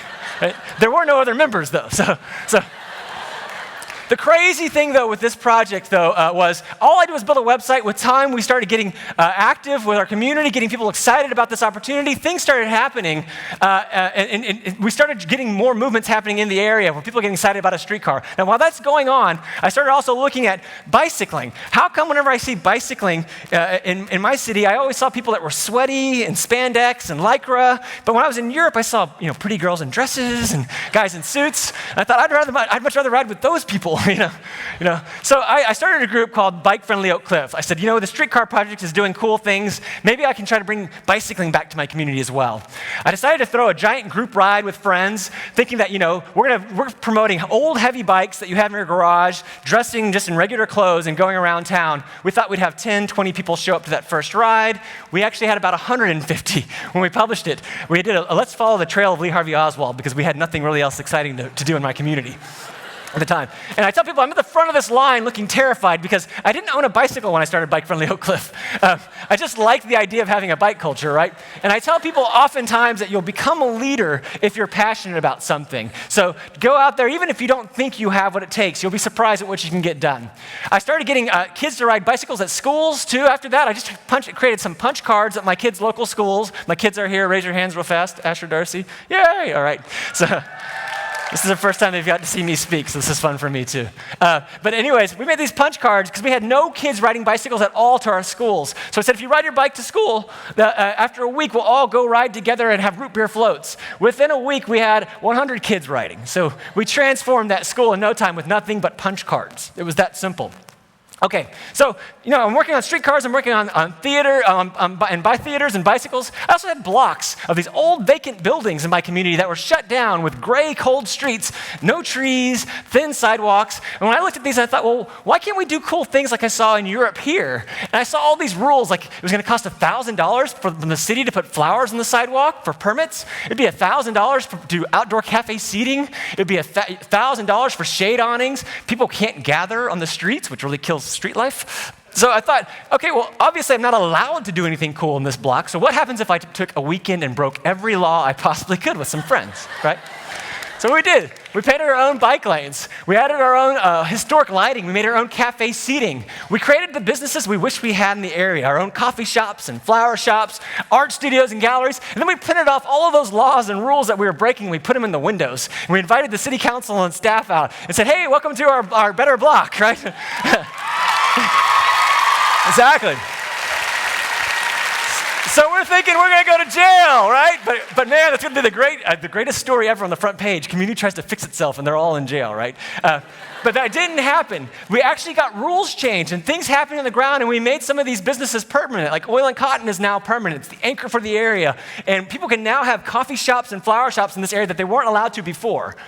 Okay, so it worked one time. I thought, well, maybe I can try it again on another block. But people said, it's Dallas, it's a car culture. People don't sit outside. This is in Italy. It's hot here. It's 100 degrees outside. So I thought, well, let me take another block. But we'll do it in 100-degree weather, right? But I'll try to make it cooler. I'll bring trees and things out, right? It's gray. It's cold. I've got a pole with nothing on it. It's just random weirdness, right? So I come out here, and we brought out 42 trees and 100 bushes. We made it feel safer and cooler for people to hang out in. We painted our own crosswalks. You're not supposed to do that. We also went and brought our own tables and chairs and put them under the trees, and people started sitting outside and lingering. We put bicycles on the poles with nothing on it because we tell people we were the bike part of town. We weren't, but we just told people we were, right? It became kind of a self-fulfilling prophecy because people now bicycle all the time there. Okay, people wonder, like, where'd you go to the trees to? Since we were in the bad part of town, I had some friends that worked at a landscaping firm, and we said, like, hey, have one of your trucks full of trees drive through our neighborhood, and we'll have them fall off in our neighborhood, right? All right, so, and this is a picture of the block after we finished it. We had gotten so tired of seeing Photoshop and SketchUp renderings of how cool our place could be that we thought, why don't we just build it ourselves? And that's what we did. Those aren't Photoshop clouds or people or Photoshop bicycles. Those are all real, and it's 100 degrees outside, and it's active and vibrant and working, right? Okay, so I thought, well, why don't we try to, we have other projects we want to work on. I had a group that wanted to get a dog park in the area, and they said, we want to do a dog park, but we talked to the city, and the city said, well, we don't do dog parks unless they're really big, like 30 acres, and it's going to cost millions of dollars and take years to do. They were frustrated. They came to me, this group, and they said, well, what would you do? And I'm standing across the field from this dumping zone. I said, well, why don't we turn that into a dog park? It's in the neighborhood. We'll make it small. And they're like, okay, well, maybe we can do some fundraisers, gather some people, and have some meetings, and maybe in a few months we'll have a dog park. And I said, well, why don't we just do it next weekend? And so we did. We just mowed the grass, right? we put signs up, and I found here's the amazing thing about a dog park. You know, people say they cost millions of dollars, and it's just a fence. That's really all a dog park is. It's not that elaborate. Okay. So this is another project that I had in a community where I had a park, and people were saying, well, I asked, like, this is I'm doing a Better Block project in San Antonio. And I said, well, why does nobody use this park at all? And they said, there's no kids here. And I'm like, well, there's nothing for them to do anyways. It's just a giant grass field. So while I'm working on my Better Block project, I find a bunch of tires, right? Just because you can find tires everywhere. I paint them garish colors, and I put them out in the trees and think, hopefully, we'll see what happens. In 20 minutes, kids come out of nowhere, right? And they're like, where do all these kids come from? And they're like, right? Thank you. Yeah, so we made the park work, and we made it work for like $50 in rope and free tires, right? And the frustrating thing was this was on the front page of the paper, and I was like, I fixed this block over here. You're worried about the tire swings. That was nothing, right? Okay. All right, so since that time, we've done all these other cool projects. I've taken other blocks. This is in downtown Dallas, and we had no cool retail on the sides of the street, no businesses. And they said there's no room for businesses. We just have apartments here. So I said, well, why don't we just use the middle of the street like in Spain? And we did. We put a market in the middle of the street. We thought that would never happen. And then beyond that, we started I put pianos in the street, and we bought dumpsters, and we made them into swimming pools because it was hot there as well, and put them in the parking lots. And since that time, this Better Block project that I started in my community just to try to fix it went national within a year. It was going all over the place. Everybody was doing these things, and we were helping as well in some of them. And then the next year, it went over to Tehran, Iran, and it went over to like Melbourne, Australia, and just went international on us, right? And okay, so real fast on that streetcar story too, I want to return to that. Of course, I just did a website. It was just me in the beginning. Some friends got together and said, this is a really cool idea. We want to help. We told the city we want to bring the streetcar back. We're going to write some grants. They said, good luck, Oak Cliff. Nobody said, like, you'll never win a grant for that. You're the bad side of town, and you're just a hodgepodge group of this small, of know-nothings that know nothing about streetcars or transportation. So we said, fine, we'll write our own grant. We'll see what happens. And what happened was we won $43 million.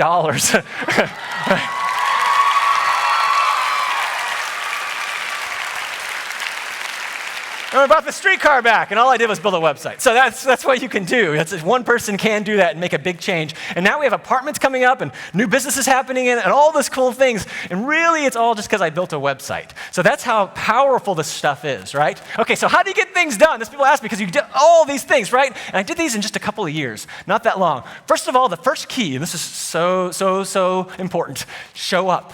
Nobody shows up to these meetings or anything in a city. Very few people do, but the few people who do are like this lady, and she's opposed to everything.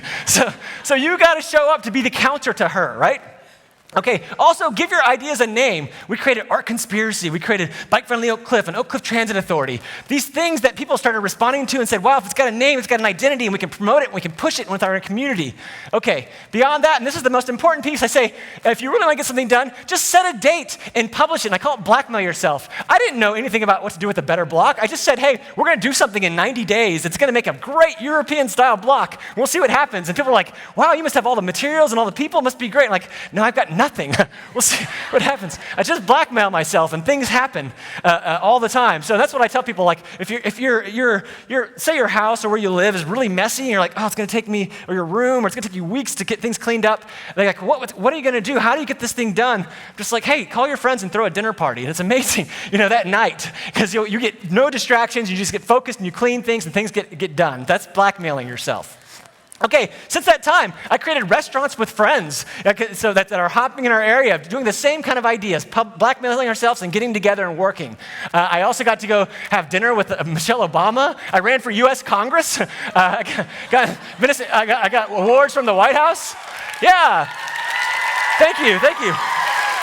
Just for showing up. Really, just for showing up and putting simple ideas out there. But the thing is that when I was really at where I'm going, I'm like, what? Nothing can stop me. I can keep doing cool things. I can change the world, right? Well, something did happen. Last year, when I was thinking that there was no impediments to my future, I was diagnosed with stage 3 cancer. And everything stopped. And I thought, what do I do now? And I talked to my doctors, and like, you've got this thing, but we think we can beat it. We'll see what we can do. And I thought, I was just terrified. I was scared for my life. I didn't know what to do. Fortunately, and as of February of last year, I was diagnosed as cancer-free, so we're past that. Woo! Yes, thank you. So I can keep speaking to you guys, right? The thing is, though, when I was doing all these community projects, I didn't know, why was I doing all this stuff? I wanted to have a better community. I wanted places where people could do cool things and have a fun environment together. And when I realized what I was doing all this for, when I was down, I was sick, and I didn't think I was going to live anymore, my community came and helped me out. They did a Build a Better Jason campaign. They started raising money to help me pay my bills, throwing events, and all these things. And none of those things would have happened unless I would have just worked together to make a better place with my community and for my community. That's why you do all these things. That's it for me, guys. Thanks so much. Woo!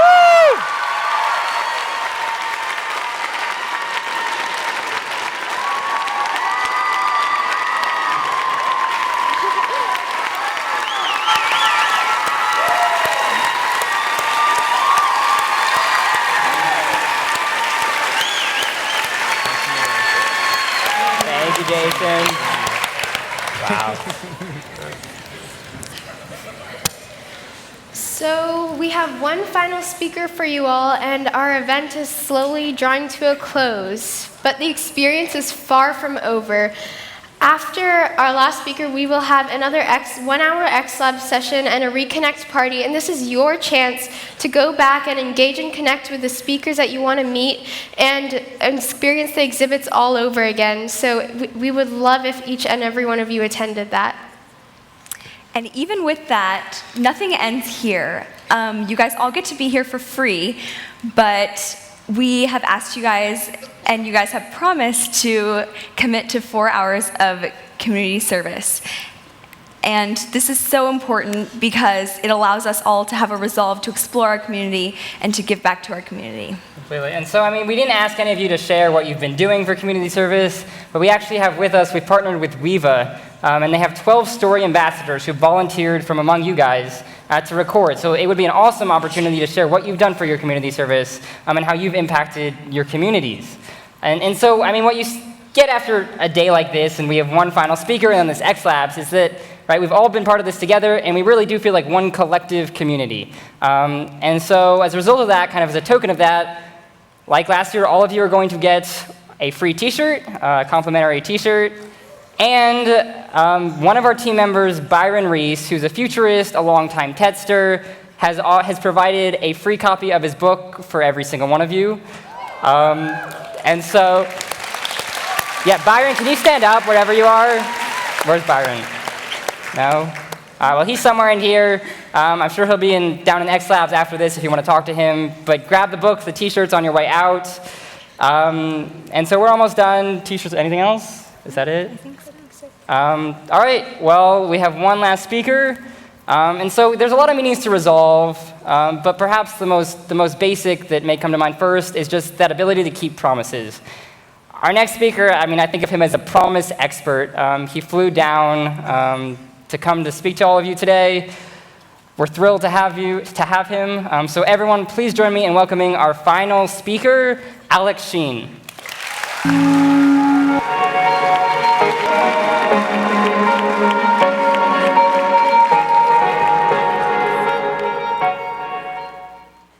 I have a belief that I'm going to spend the next 14 minutes trying to convince you to believe.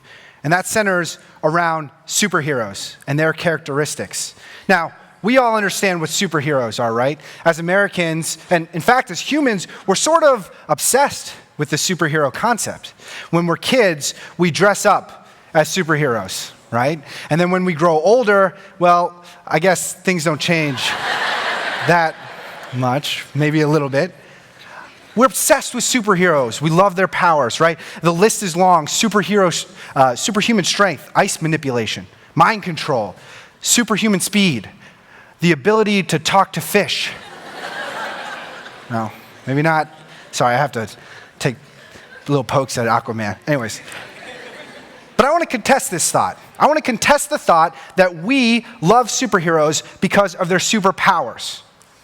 I want to contest this thought. I think there is something else that pulls us to these storylines, something much more emotional and something, I guess, that is much more everyday human.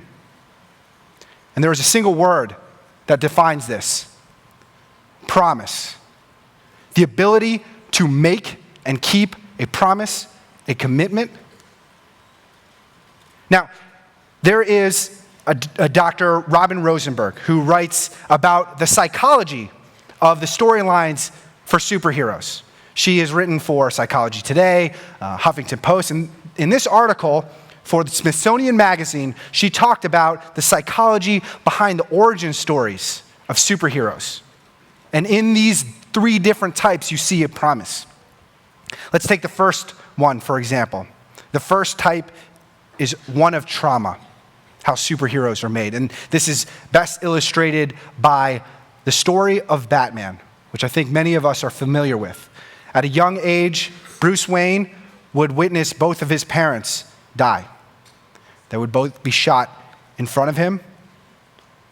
And depicted for the first time in 1935, this cell.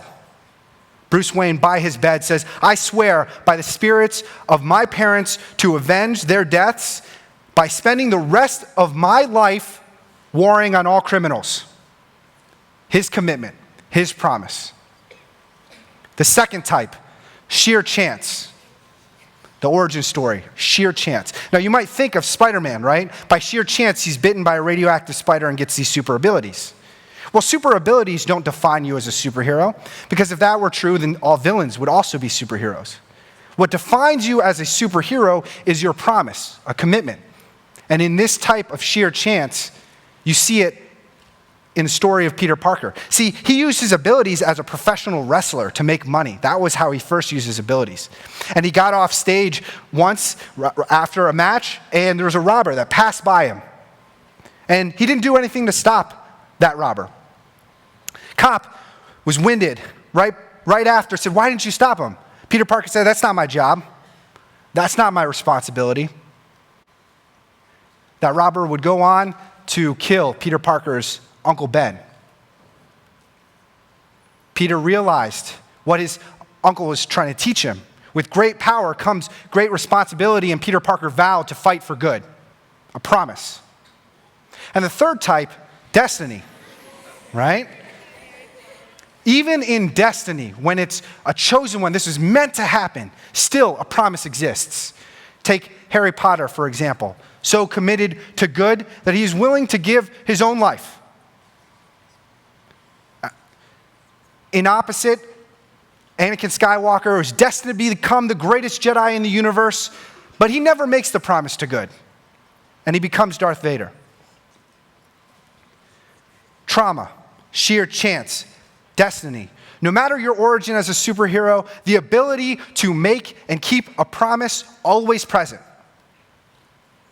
This is something very strange and I believe very fortunate, because the only ability that ties all superheroes together, the only one common ability, just so happens to be the only ability that we can have as everyday people to keep our promises. Everyday people. April 3rd, 1968. Dr. Martin Luther King Jr. continues his fight for civil rights in America. He gives a speech in Memphis, Tennessee. he speaks to a promise that he actually didn't make, a promise in the Constitution that's made to everyone in this room, to me, a promise to freedom of speech, a promise to freedom of assembly. See, Martin Luther King Jr., he didn't make that promise himself, but he took that promise and he owned it. He took it and he made it his own. And that night, he would speak to the importance of that commitment. You see, Martin Luther King Jr. was a man of unwavering commitment. He received death threats constantly. 1956, his home was bombed. But a man of unwavering commitment, I said. And so, on the night of April 3rd, 1968, Martin Luther King Jr. would give a speech and speak to the death threats given to him. And I've seen the promised land. I may not get there with you, but I want you to know tonight that we as a people will get to the promised land.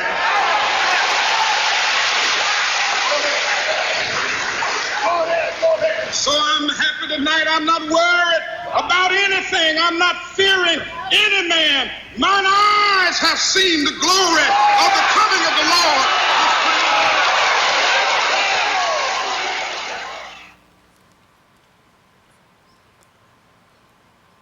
The next day, Martin Luther King Jr. would be assassinated, shot and killed in his pursuit, in his commitment.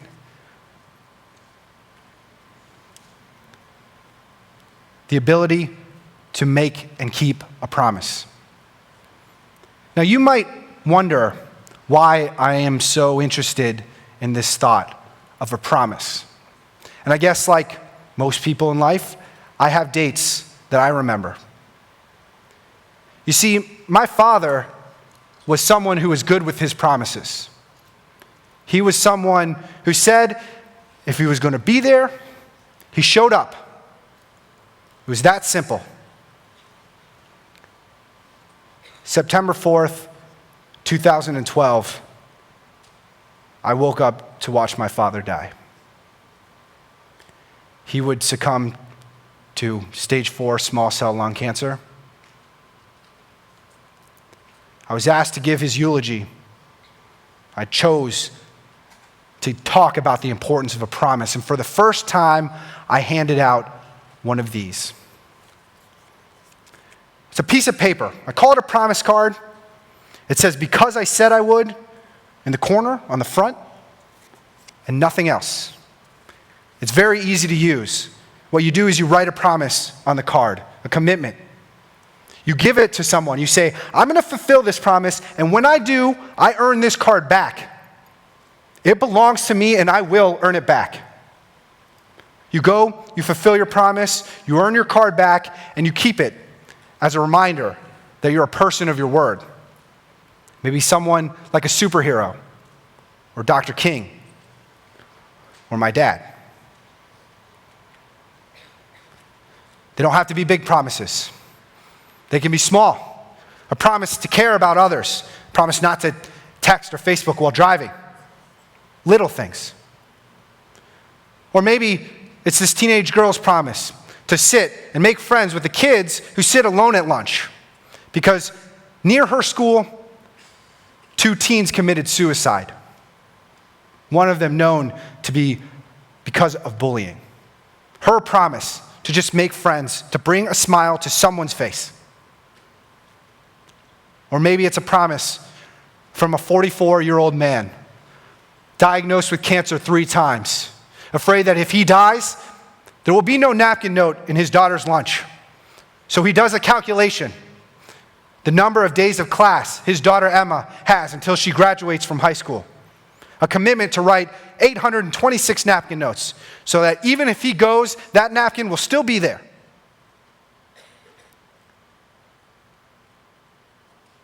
My name is Alex Sheen, and I'm the founder of Because I Said I Would. I make promises. I distribute these cards. I want to live a life of commitment. And so each year, I make a New Year's promise. I did this in 2013. I'm doing it now in 2014. In 2013, I wrote 52 separate promise cards. And each week, I would put it in a hat. I randomly select a card out of the hat. I have 1 week to fulfill that commitment. They aren't big things. They're little.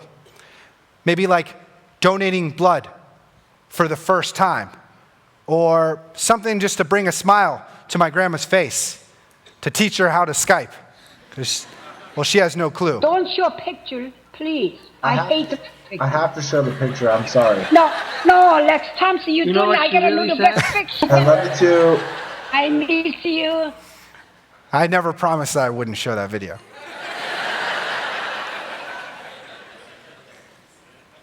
Or maybe it's a promise that's just to learn a little something, how to say thank you in 20 different languages. Grazie, gracias, danke, kapkun, arigato, kamsamnida, salamat. You get the idea, right? Little promises, things you say you're going to do. Because I Said I Would is a social movement, a nonprofit organization dedicated to the betterment of humanity through the importance of a promise. I believe that this is how we change the world, our own commitments. What are we going to do? But you see, those promises were 2013. And in 2014, I wanted to make commitments that are closer to the core of our mission to better humanity. And so I made a commitment in 2014 that I would volunteer at a different nonprofit organization every week for 52 weeks. 1 card for each week. And I am currently on that journey. You see, when you go and you help people, you find new experiences in life. It's very rewarding. I had the opportunity 2 days ago to deliver Valentine's Day gifts to kids with cancer in a hospital because they're alone in that room, just with their families, no friends. They want that holiday just like you want it. And in that experience, randomly finding Base Camp, Childhood Cancer Foundation, I was coincidentally invited to the opening of Talia's room. The name Talia may sound familiar. This is an honorary cover girl, a girl with cancer who was on the Ellen DeGeneres show, and they opened a room in her honor at Base Camp. I got to meet Talia's mother, Talia's sister, and express my condolences for their loss. Sometimes it's not so, rewarding. I don't know what the word is. Sometimes you're just in a warehouse packing up socks and boots for homeless because it's going to be negative 10 degrees outside in Cleveland where I live. Or maybe it's something you don't necessarily want to do the act, but you want to make sure it's done. Maybe it's going to your local animal shelter and cleaning up some cat poop for a couple hours, getting attacked. They're not very appreciative. Let's face it, I'm never going to be a superhero. I can never lift 10,000 pounds. I'm in my 20s and I already have arthritis in my back. Okay? I may never become someone like Dr. Martin Luther King Jr. and the greatness that he achieved in battling the injustice that plagued our country in the 60s. But you know what I can do? I can keep a promise. I can do that. And so can you.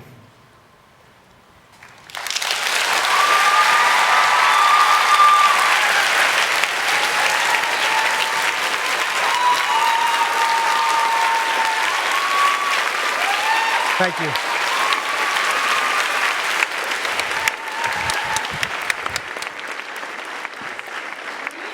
Close a show or what? Right? You think that we put it all at the beginning, we all day long, from the first moment to the last, we pack it. So I just want to, again, thank all of our speakers that were part of this whole thing. Thank you guys as a part of this whole thing. You know, the one bit, if you guys are, we're passing out promise cards right now. Alex generously printed up a whole bunch and shared them with you all. If you're thinking about the first promise you might want to make, I'm just going to give a suggestion, all right? You don't have to, it's a suggestion. But I would love for you guys to share what this event meant to you to others, right? This should be a full house. And we would love to next year really be packed to the brim with people who are here and who are as enthusiastic and want to receive this as much as you do. Is it worth coming, Andrea? Yes, it was. Was it good? Yes. Yeah, it was good. So when I mentioned that somebody was watching this last year via live stream from Amsterdam, it was actually from Aberdeen, Scotland.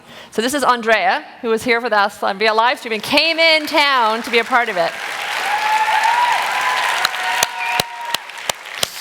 I'm glad it was worth your trip, Andrea. We are now actually going to say goodbye to the folks who are watching via live stream. We just found out that we have folks watching from 9 different countries. Right, so while you guys get to watch it live, we've had folks that are watching as far away as Spain and Singapore and Slovakia. So I want to say thank you guys for spending some of our Sunday, your Sunday, I hope, with us, and I hope it was worth it, and thank you so much for being a part of it. The live audience is staying here for a moment. We are not done quite yet, but we're getting close. Anyway, you want to say goodbye to the live stream? Goodbye. All right. Because you guys are here, there's an advantage, again, to being here live versus watching it via live stream, and that is that we get to have, if we choose to, an encore. Anybody want an encore with John Cozart?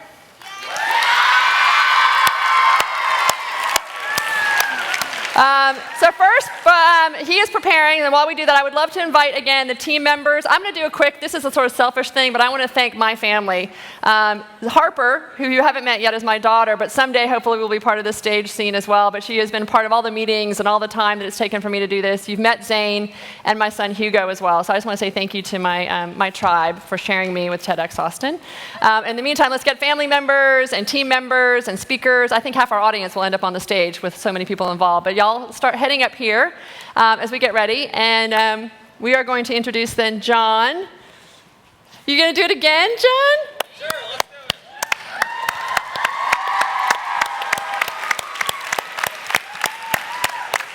it. Yeah, thank you for cheering loudly. It's good. Good stuff. You're usually doing the solo in your room, dude. Now